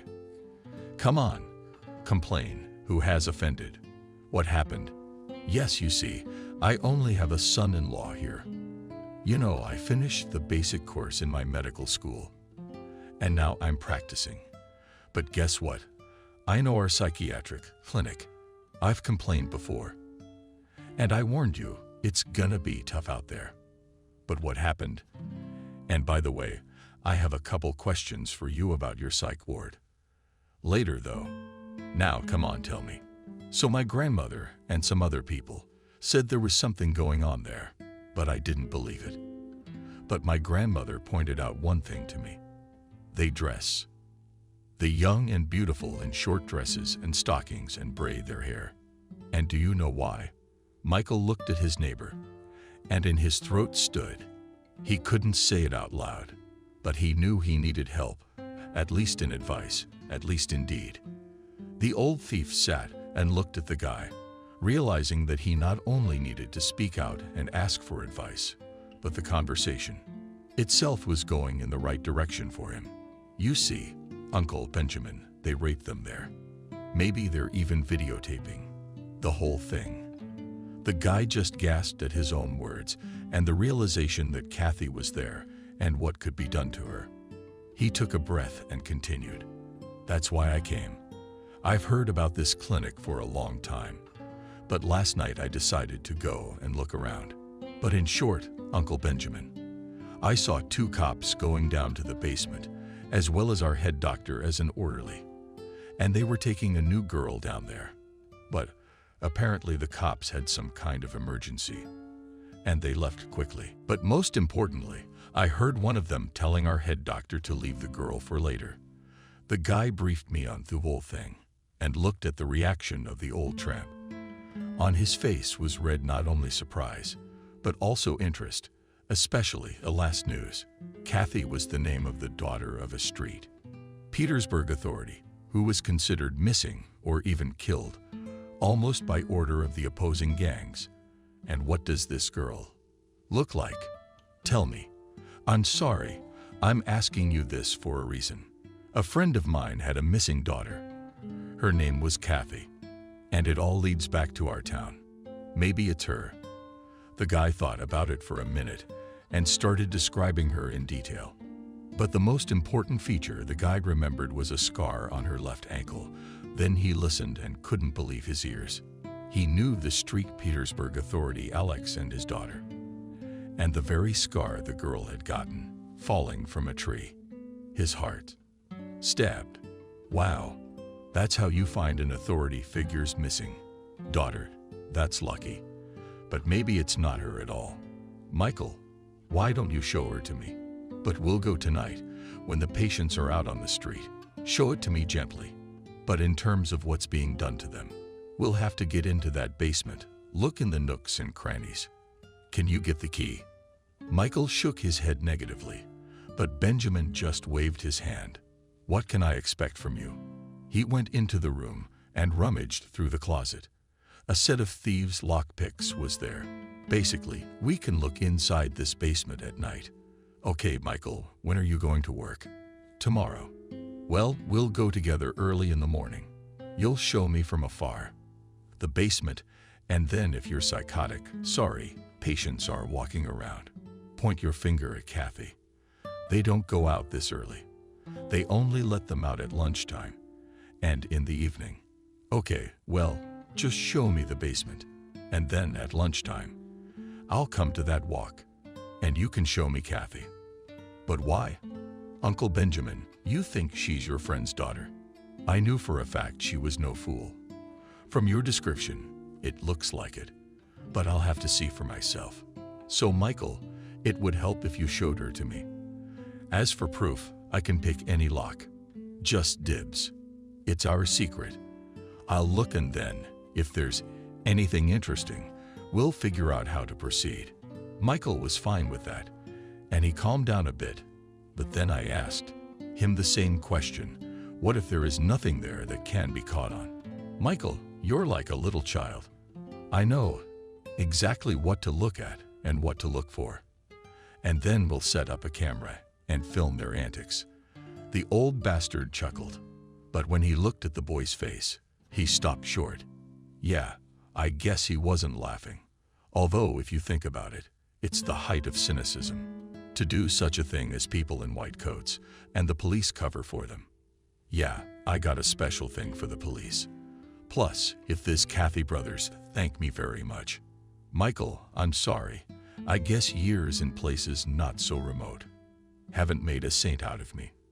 But I do feel sorry for your charges, especially since some of them were just stabbed with antidepressants and sedatives, and now they're doing this.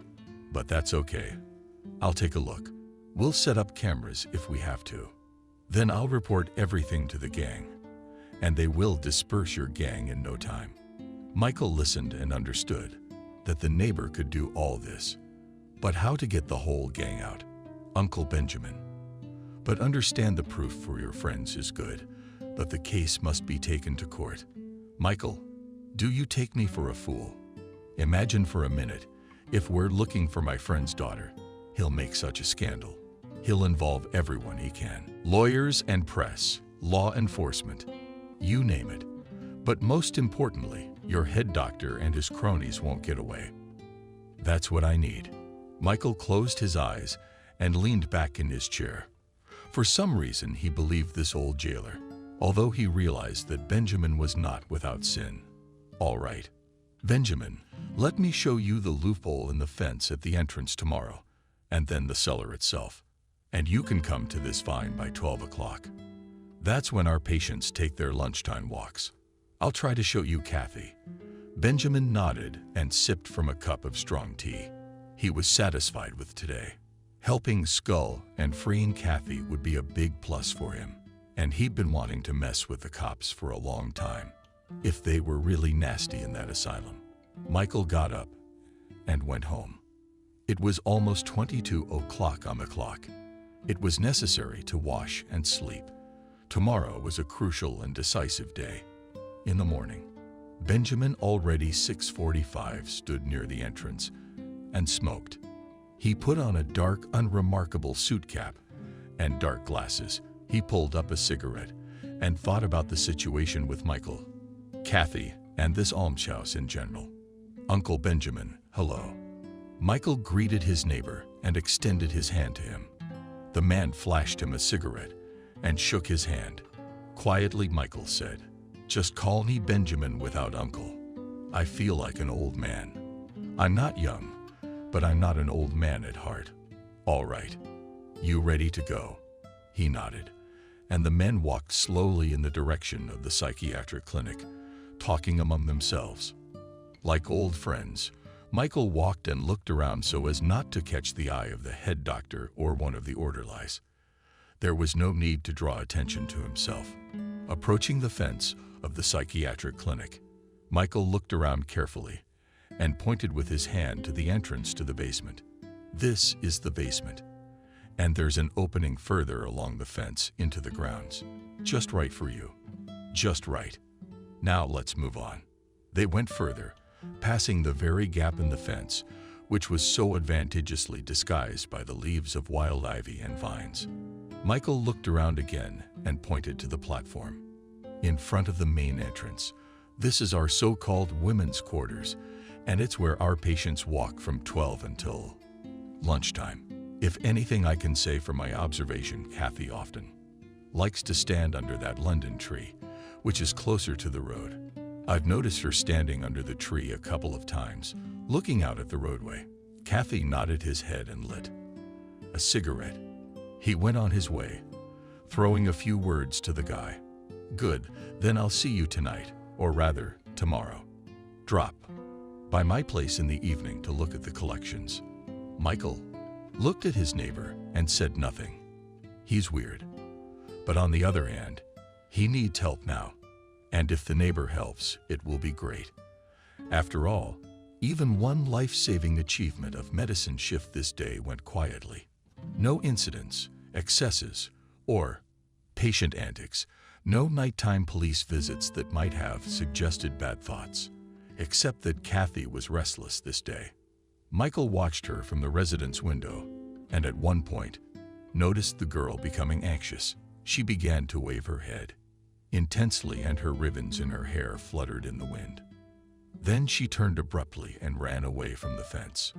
Directing his life toward Black Pond, the boy looked carefully at the roadway.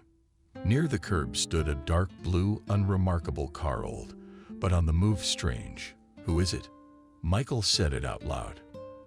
And then another orderly, Liam, turned around and looked out the window. What kind of car is that? We've got to get to the bottom of this. And he ran out of the office. And in a few seconds, his broad back, the guy saw near the fence. The orderly waved his hands, shouted something in the direction of the driver. But apparently, it had no effect. A few minutes later, though, when the chief physician started to approach the car suddenly sped off. That's an interesting situation. What's all the fuss about? It's just a car. You can't even see through the tinted windows. Who's in there? After a couple of minutes, Liam entered the office red as a boiled crawfish and started pacing the room back and forth. Michael at first said nothing, and then asked with the most indifferent tone possible, "And who was it in the car?" "Yes, you see, Michael, one psycho or psychos drive here under the fence and look at our patients. File a police report." The guy deliberately put such a provocative question, looking at the orderly and watching his reaction, but his face reflected nothing but anger and irritability. What's the use of these cops? They only throw up their hands. They say it's none of our business. No corpus delicti and all that. And we have to run around chasing these assholes away. Yeah, there's plenty of crazy people out there. By the way, have you noticed how new this is? Kathy's patient react to that car. No, I didn't see her shaking, and she stood there shaking her head, and then she ran toward Black Pond. Oh, shit. Why didn't you say something? And the orderly rushed out into the street. I wonder why he reacted like that. Michael became curious, and he went to the window. The orderly was standing next to the head doctor, telling him something. Then he pointed toward the pond, and they both went there at a brisk pace. This is interesting, thought the trainee, and quickly ran to the first floor. He went to the artificial pond, which enjoyed a bad reputation already on the shore of the notorious Black Pond. The guy caught a picture on the shore, sat Kathy, and swayed, and near her stood an orderly and the chief physician, and nervously smoked. Guy did not understand what was going on, so he approached the trio and nodding at the girl, asked Noah, "What happened?" "Yeah, you know, Michael. The first day Kathy almost went swimming in the lake, and when Liam said she ran here, I thought she had a craving for water again. So she'd have wet her feet in waist-deep water. How can I put it, Michael? Our patients are such that they can drown themselves in a spoonful of water, and her reaction to the car Liam told me about also surprised me. She never showed any emotion before. Maybe the hypnosis has stopped working, and she is coming to her senses and grieving. You've probably been skipping classes on the subject of hypnosis, and it's the kind of thing that doesn't weaken over time. It's not sleeping pills or tranquilizers, is it? I guess, Noah, I guess. Both Michael and the doctor in charge stood by the lake for a few minutes, watching as the orderly took Kathy to the women's ward. I wonder what's going to happen to her and why she reacted the way she did to the car parked near the fence. Is there something to that?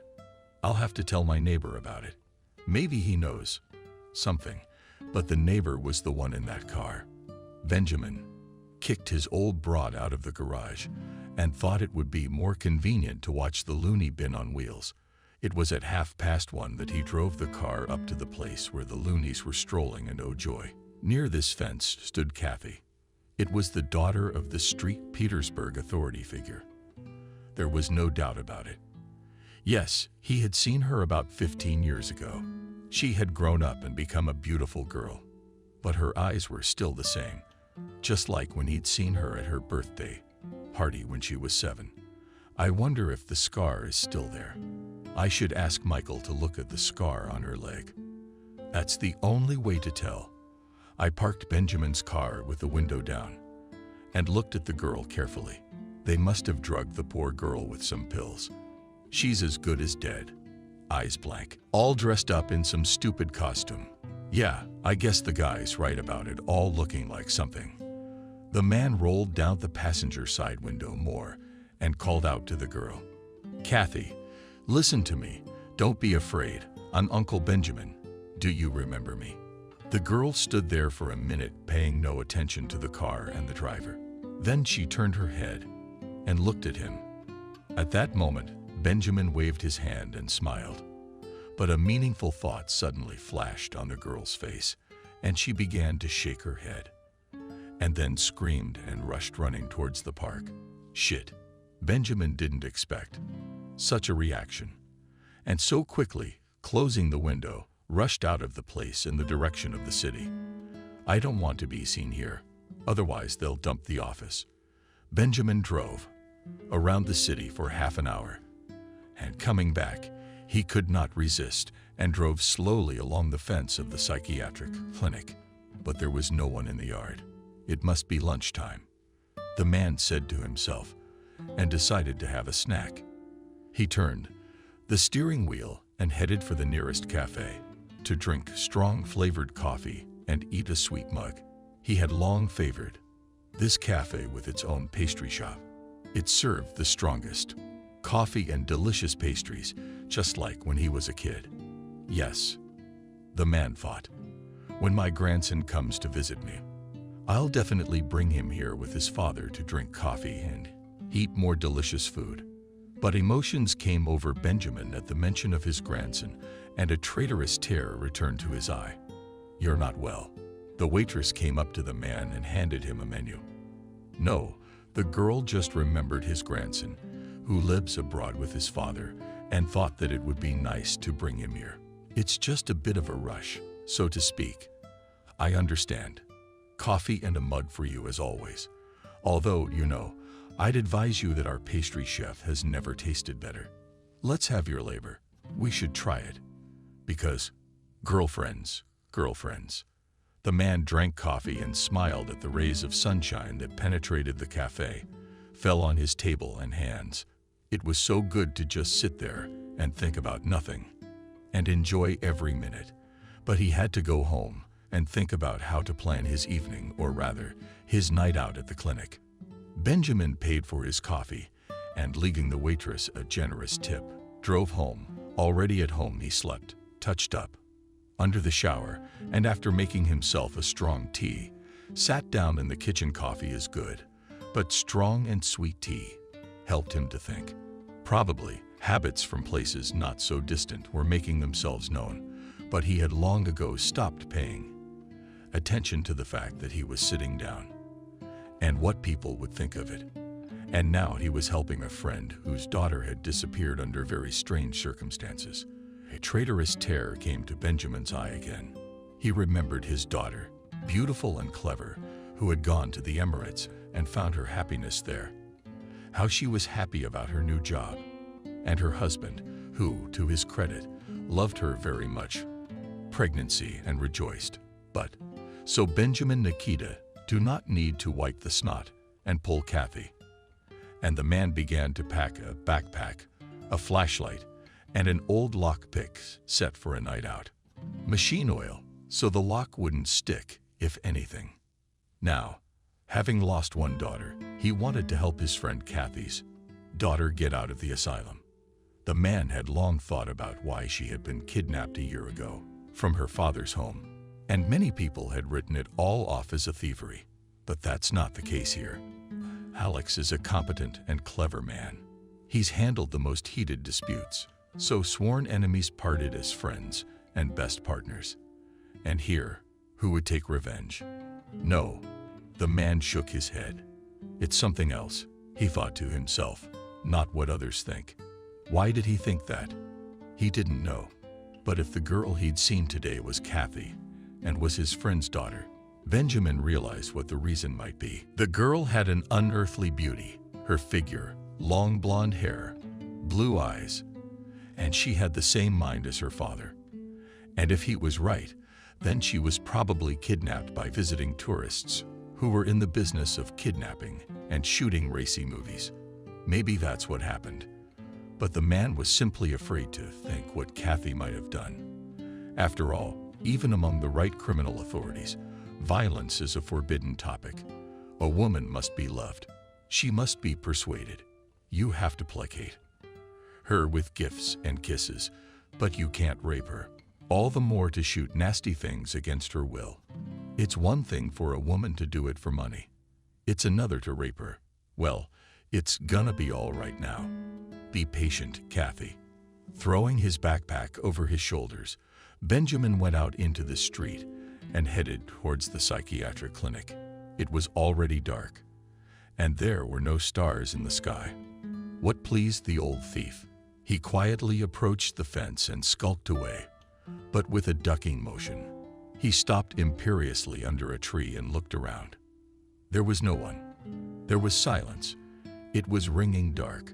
Only, in the windows of the first-floor patients' rooms, there was a dim light burning.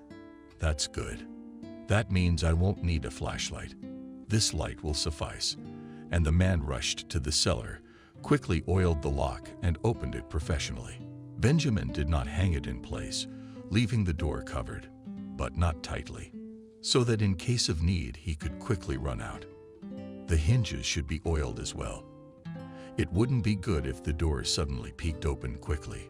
Coping with the hinges, the man began to listen to the sounds in the basement and slowly walked forward. The hallway was quiet. On the left side were storerooms, some closed, others without doors. That's fine, the old thief thought. There will be a place to hide in case of trouble. Strange, where these subhumans had found a porn studio. But at the very end, Benjamin saw a massive door, so stuffed with felt. Yeah, there you are, and soundproofed at the very end so no one could hear the girls screaming, the bastards. He went to the door and listened. But what kind of work had been done there? But what kind of barrier was there? There was no door that could not be opened by an old thief who had gone through a fine school. Indeed, the locks were also hidden under a layer of felt. Good point. No sound will get through the gaps. Well, that's clever, but I'll get you open. The man lifted the layer of felt carefully and listened. Quiet, which means no one. That's good, which means we can work. And Benjamin carefully began to pick the lock. Yes, it's a fancy lock, but for a craftsman like me, it shouldn't be too hard to pick. And after a couple minutes, the man opened the door to the secret studio. Wow, that's quite a spread. The furnishings, state-of-the-art, technology, and newfangled digital equipment, all put to great use. No wonder with the police running it all. And apparently, they're making a lot of money. Yeah, I guess crazy movies are popular with crazy people. But that man heard how heavy doors, covered with his lacquer, began to open, and without thinking, Benjamin jumped under the bed. That's quite a situation. At least the bed was wide, and it was covered with a long sheet all the way to the floor. Shit, thought the thief. What a fool not to listen to what was going on outside the door. So I got him. The main thing is not to suspect anything and not to search the place. But apparently the unexpected guests didn't suspect a thing. Oh, look, Noah's already opened the door. Didn't have to fiddle with the lock. Yeah, Stas. It's a nice studio. There's plenty of room for fun. And the man sat down on the bed and took pictures, and he laughed. Apparently, it was the cops Michael was talking about, who had been let in by the head doctor. So Benjamin quietly exhaled and listened further. Yes, boss. What are we going to do here? Are we going to film racy scenes? No, just participate. We got some local girls from the head doctor. So we'll try new things, boss will. It's not very exciting, but it's mental. I don't know what's on her mind. Would she bite or stab at the peak of pleasure? No. Yeah, well, it's a valid concern, Benjamin thought. But if you had a knife, you'd be so heavy. You'd be falling out of bed. You must be 150 pounds. And all that on a young girl. Ugh, that's disgusting. But what to do? So far, luck was not on his side. But then another man came into the room and said, "Sorry, Mr. Mikhailovich, I can't make it today. Apparently, it's either the moon or the stars. But our girls are on a rampage." Aha. Apparently, the head doctor tearfully apologizes for his wards. But apparently, the police brass didn't like the news. And he's not happy. Noah, why is that? Or does the hospital no longer have the appropriate injections? We've injected a couple of times, and the girl sleeps well. Yeah, we've already injected them, but it's still wrong. I'm sorry. Come back in a couple days and I'll put them on hard shots. Then they'll be as smooth as silk. All right. The cop said grudgingly and got out of bed, walked towards the exit. But next time, there should be 2 or even 3 girls. The doctor answered nothing, but only closed the door behind his guests, locking it shut. After a few minutes, the thief crawled out from under the bed and began to look around. He decided not to rush out of the room, but to put his video camera here. He definitely needed proof of what was going on here. Kathy then. He can quietly get out of the room, but this office needs to be covered up, and he knows to whom he will send the received materials. To his daughter, Alex. Unsure he'd tear anyone's throat out. Quietly, looking around, only stopped her gaze on the partners who were closing the improvised window. So over there at the very top you can install a camera. Yeah, it was a good thing he had his introductions. And not too long ago, he'd been fitted with a mini camera that ran on batteries and turned on the recording at any movement. So, sweetie, put it up and film it here. And the other day I'll come and check what you've prepared for me and make sure the camera is in working order. Benjamin copied carefully his video, point, and check everything behind him, and quietly left the room. He locked the door and quietly walked out of the basement. There was no one near the entrance, but still God protects him, said the nun. The thief said quietly and began to walk along the walls to the cherished fence. Going out into the street, he took and walked along the road, pretending to stroll in the picturesque. Cat, taking in his hands a pre-prepared bottle of beer. And even if he was stopped by the police, they would not be able to attribute anything but an administrative offense to him. Although it's not like breaking into a mental institution, but I'll get over it. And with a quiet step, he went in the direction of his house. Got to the house. Benjamin quickly for about 10 minutes and already in his apartment, having thrown off his clothes and stood under the shower, he exhaled with relief. Yes, I have not seen such a case since the dashing 90s. But the good thing is now there will be evidence and grounds to visit you, gentlemen in white coats on legal grounds, and smash your balaganza with all the proletarian hatred. We've had a night's experience, and the smell of a psychiatric clinic. Old Kogan went to the kitchen and made himself some tea. He had to think calmly about what he had seen and how to present it to his street Petersburg friend. The fact that they were making strawberries there, the man realized. And in principle, the camera will definitely record all the abominations. It's a matter of technique and time. But what about the girl who looked a lot like Kathy? You'll have to leave that to Michael. He works there, albeit as an orderly, but it would be easier for him to examine her under any pretext. Now, we just have to wait for the morning and for what Michael and I will bring.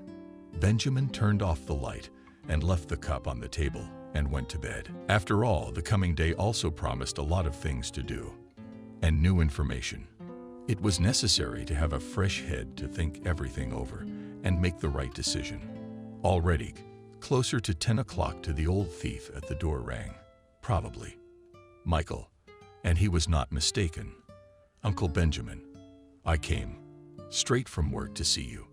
May I come in? I've been waiting for you. I just got up and made breakfast. Give me my hands and sit down at the table. I don't feel like eating right now. Uncle Benjamin, do you have a lump in your throat? Our lunatics almost went crazy today. I don't know what happened, but they all went crazy. Some howled, others sang songs, and the women's ward all threw off their clothes. It was a restless night, I know. Michael looked at his neighbor perplexed, but did not ask anything. He sat down at the table and looked at the plate of scrambled eggs Benjamin had placed in front of him. I stopped by your lovely basement today and got into the spicy studio. And by the way, while I was there were visitors, most likely. Your Noah, the head doctor, and the police. But don't worry, nothing happened. First came the cops, then came your doctor and said that the patients are raging. So everything was quickly turned off.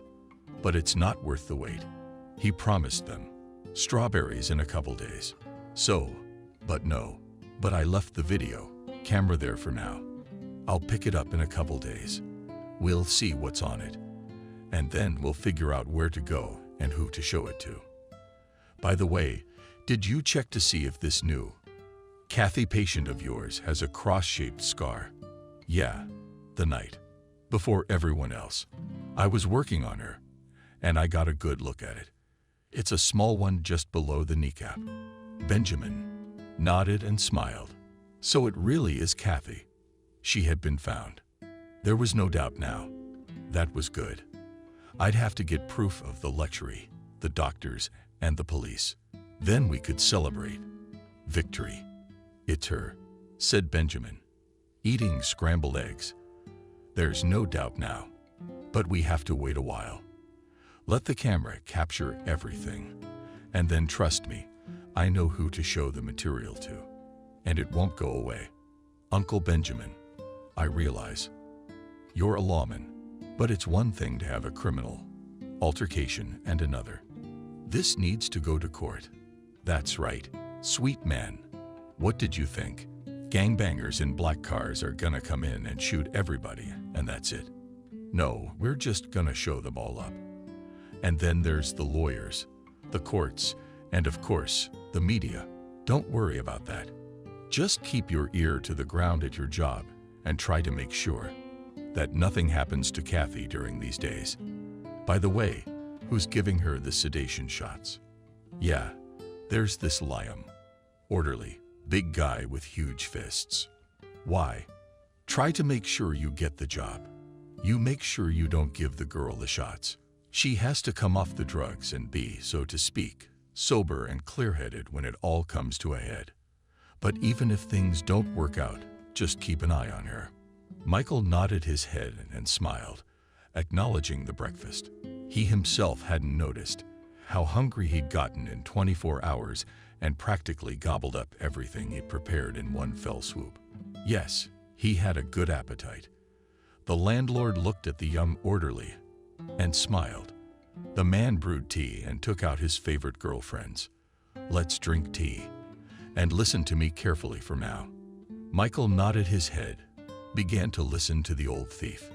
He told him that Kathy, supposedly the daughter of one of the St. Petersburg authorities, it was time to close the studio, and his help would be very helpful. And she wasn't mentally ill, more like a kidnapping victim. Half an hour later, the guy was on his way home. Uncle Benjamin's gonna go, or my mother and grandmother will be worried. And you call me if you need anything. And where will you find out? Okay, while we wait. If there's anything new, I'll drop by Grandma's. Thanks for the goodies. She's always spoiling the old man. What are you, an old man? You'll give the young ones a head start, won't you? And shaking hands, the neighbors parted. Michael opened the door and from the doorstep heard the smell of his grandmother's famous PR. She at his place always cooked her signature delicious and grandmother's pie. Smells like from the doorstep. Why'd you stay late at work? Oh no, I stopped by my neighbor Benjamin's. But they're to talk and I was going to talk to the old fella about something. Mom, don't coach. No one's safe from jail or prison. We all could be, just like in my alms house, by the way. And the guy threw his backpack on the hall table and went to the bathroom to wash his hands.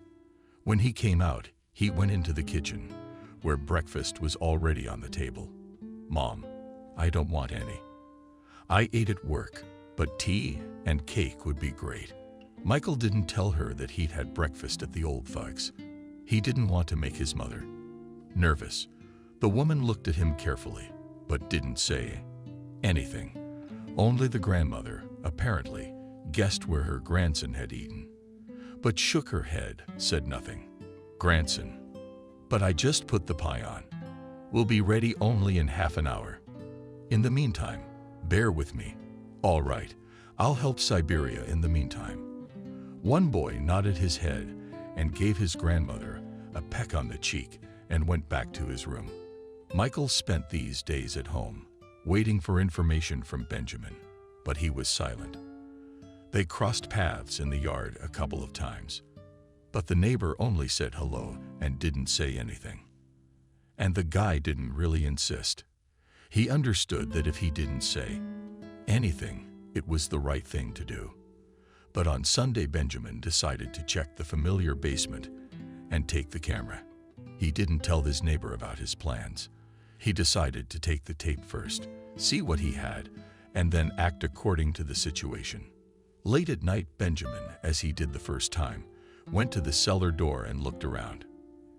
Everything was quiet, but the silence was deceptive. Come on, he had to go get the camera anyway, and he slipped downstairs, opened the greased door, and froze on the threshold. The man listened carefully to the sounds, but the silence was sepulchral. With quiet shuffling steps, Benjamin approached the very last door, orbited it, and varnished it and lifted it. At the keyhole, he listened carefully. Quiet. So the studio is not working for its intended purpose today. That's fine, no one will interfere. Quickly removing the camera, Benjamin headed for the exit, and just as quickly went out and closed the door as he came in. But as he passed the women's quarters, the man didn't hold back. He walked over to one of the dimly lit windows and peered through it at a bed and a dark-haired woman sitting on it. A woman dressed in a short dress with ribbons in her hair. Yes, thought the man. Another victim. How did I get the camera in time? He mentally pitied her because he knew what would happen next. But on the other hand, what could he do now? Nothing. Once outside, Benjamin walked home as before, pondering what he would see on the tape at home. He inserted the flash drive into the TV. The man began to watch the video, and what he saw there only confirmed his suspicions. And the worst and most disgusting, he angrily turned off the TV after a few minutes of watching, threw the remote on the couch, and went out onto the balcony. Yeah, that was to be expected. Okay, now we can show Alex all of this, and then let him think how to deal with these creatures and tell Kathy about it. Benjamin smoked a long time to calm down, and understandably so. Seeing all that filth, although he is a thief and experienced, has seen a lot in his life, but such a man has always respected women. But how do they even do it? They're sick women. It's unthinkable, and he couldn't find an answer. What's there to say? Mental illness must have its own degree of variance, or maybe it's congenital. Who knows? Benjamin threw the cigarette butt down and went to bed. What was it though? Even after a couple of minutes of watching, he was shivering. But apparently, fatigue and emotion took over, and the man fell into a deep but restless sleep. Already, in the morning, Benjamin was on duty on the balcony to look for Michael, who had to return from work. And when he appeared at the entrance, he called him and gestured for him to come up to him. Uncle Benjamin, anything new? Yes, not on our honor. Remember I told you I put a camera in the basement? Benjamin nodded and beckoned him into the hall, turned on the video, and let him watch. It was filmed by Michael. The orderly was horrified to see the head doctor and his cronies having fun with sick women at night. He certainly did not expect such a thing. The boy closed his eyes and quietly said, "Turn it all off." Benjamin did not argue. It was really disgusting. He sat there and didn't know how to go on living with it. Opening his eyes, he looked at the landlord and asked if he had anything to drink. He nodded his head and took out a bottle of vodka from the bar.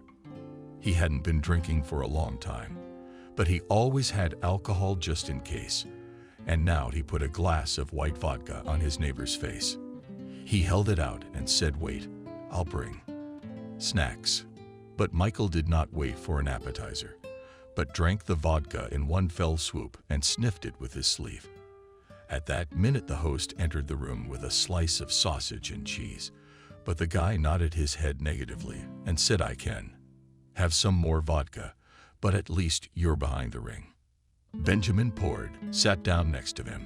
Michael drank this glass in one breath, and now he took a snack and looked at the old thief attentively, talking about what we'll do, what we won't do, and what you'll do. I already thought to show to whom it is necessary to give a report to their own, and I will wait what they will tell me. But I think it won't take long to get a reaction. I also asked you here on purpose. I want to warn you that there may be some serious inspections at your clinic in the near future. I'm aware of that. I hope everything's legal and these assholes don't get away with it. Don't worry, they won't. You tell me, how's Kathy? How can I tell you? I got the head doctor to let me give her shots, you know, just for show. But you know I didn't. But then, you see, Uncle Benjamin, she came into the clinic sort of hypnotized. So, she probably doesn't realize where she is. Or maybe it's like, she's in there. And is she really mentally damaged? I hope not. Although we can't rule out that possibility. But now, the main thing is to get her out of there. And then other specialists will deal with her. And Michael nodded his head. He was sober as a glass even after 2 glasses of alcohol. Apparently, the nervous shock did not let the alcohol to work. The guy sat on his neighbor's couch for a while longer, silently leaned back, then looked at the man and said, "I'm going home. I need to be good. Just Michael, I'm begging you, don't do anything on your own right now. Do you realize how dangerous this is? That's one thing. And secondly, you can't do anything on your own. You'll only make things worse for yourself and Kathy and the other patients." The boy nodded his head. He realized he was right. And it was stupid and dangerous to take any action now. All he could do was wait. But he didn't wait long. The very next day, he was summoned to work. "Michael, good morning. Is no bothering you? You've been summoned to work immediately." The head doctor's voice was frightened and trembling. "Good morning. What's wrong?" the guy asked. It was just for show. Did he realize what might be going on in his clinic? Nothing yet. Come on over." And the head doctor hung up. "Yeah, that's how you guys got moving." Apparently, the neighbor got the materials to the right place. And now the guy quickly got dressed and started to leave the apartment when he was stopped on the doorstep by his grandmother. "Michael, what are you doing up so early?" the chief of medicine called. "I have to go to work for my shift." "So you didn't even bring any food?" "No, I didn't have a shift. There's something going on, and it's probably an emergency." "Okay." Then he slammed the door, and 5 minutes later he was at work. And what he saw made the guy very happy. A whole brigade of enforcers were crowding around the main entrance. Orderlies and doctors nervously stood and smoked in the distance, and patients were carefully taken out and put into ambulances. Michael approached the orderly Liam and asked Liam, "What is going on?" "Don't you see, OMON, we're raiding and cleaning up, and that someone is selling drugs. Go higher. Someone organized a porn studio in our basement, and they blamed it on our head doctor and a few of his henchmen. That's what it's all about." Michael made a surprised face, but at that very moment he saw Kathy being taken out of the women's building by 2 men and carefully put into a black Jeep. So she really was the daughter of a reputable thief. But thank God she wasn't mentally ill. He looked at her and was startled by the hand on his shoulder. "It was you, Michael." The voice was commanding and quiet at the same time. He turned around and saw a man dressed in an expensive suit. He immediately realized that he was either one of the highest representatives of the government or a criminal authority. Michael nodded his head and only wanted to ask, "Who are you?" But the man was ahead of him. "I'm Alexander, Kathy's father. Benjamin, your neighbor, told me everything about you, about your help. So thank you for bringing my daughter back. You're welcome. I know it doesn't have to be this way. It's mean and wrong. Kathy's gonna be okay." The man nodded his head and looked at the boy carefully. But he didn't say anything. And what could he say if he didn't know anything about his child's condition? But God willing, everything would be fine. He just nodded his head once more, thanked him quietly, and turned around and walked to his car, which immediately sped away. As soon as he closed the door, Michael stared after him for a few minutes, reflecting on the situation, and at that moment the chief doctor and his associates were being loaded into the truck. It was all over. Michael did not notice how his neighbor Benjamin quietly approached him and clapped him on the shoulder. Now all the members of the Corps de Ballet have been captured and sent to places not so remote. Believe me, my contacts will make sure of that. And Kathy, it was her dad, but in a black BMW. Yeah, I think she'll be fine. And you, neighbor, thanks for pulling her and the other women out of that bondage. Michael raised an eyebrow, perplexed, not really understanding what the neighbor was saying, but he immediately clarified. You see, Kathy isn't the only healthy woman in this almshouse. Many beauties were just grabbed on the street and brought here under the guise of one or another mental disorder. And what was done to them next? You know what I mean. Now the shop's been shut down. And a special big thank you from my friends. The neighbor patted him on the shoulder and went home. And Michael stood on the street and smoked for a long time, realizing that there could be a great number of such clinics all over the country. After all, there will always be people like his chief physician, the chief of police, prone to such entertainments. But now, Michael realized that there was one less clinic of debauchery, and it was his direct merit. He walked home and thought about how a person's fate can turn out. Even take Noah, the head doctor, a respected man, and an excellent specialist. But something drove him to such a crime. Kathy is the daughter of a wealthy father, albeit with a criminal record, intelligent and beautiful. She had suffered at the hands of non-humans who could simply stab her with drugs to the point of being a vegetable. But that's all in the past now, and his town can breathe easy. Oh, Michael, you got home from work so fast, lady. How's Grandma's pie cooking? The grandmother looked at her grandson and realized everything on his face. She smiled and put her specialty pie on the table, pouring her grandson some tea-flavored tea. The woman knew that now everything would be fine in this town, and certainly no one else would get hurt. And all of this was due to her grandson. She was proud of him, as any grandmother would be. After all, it is probably right to say that one loves one's grandchildren more than one loves one's own children. Betty smiled, and after patting him on the head, sat down on a chair and carefully washed her specialty pie with doctors like him flying in both cheeks.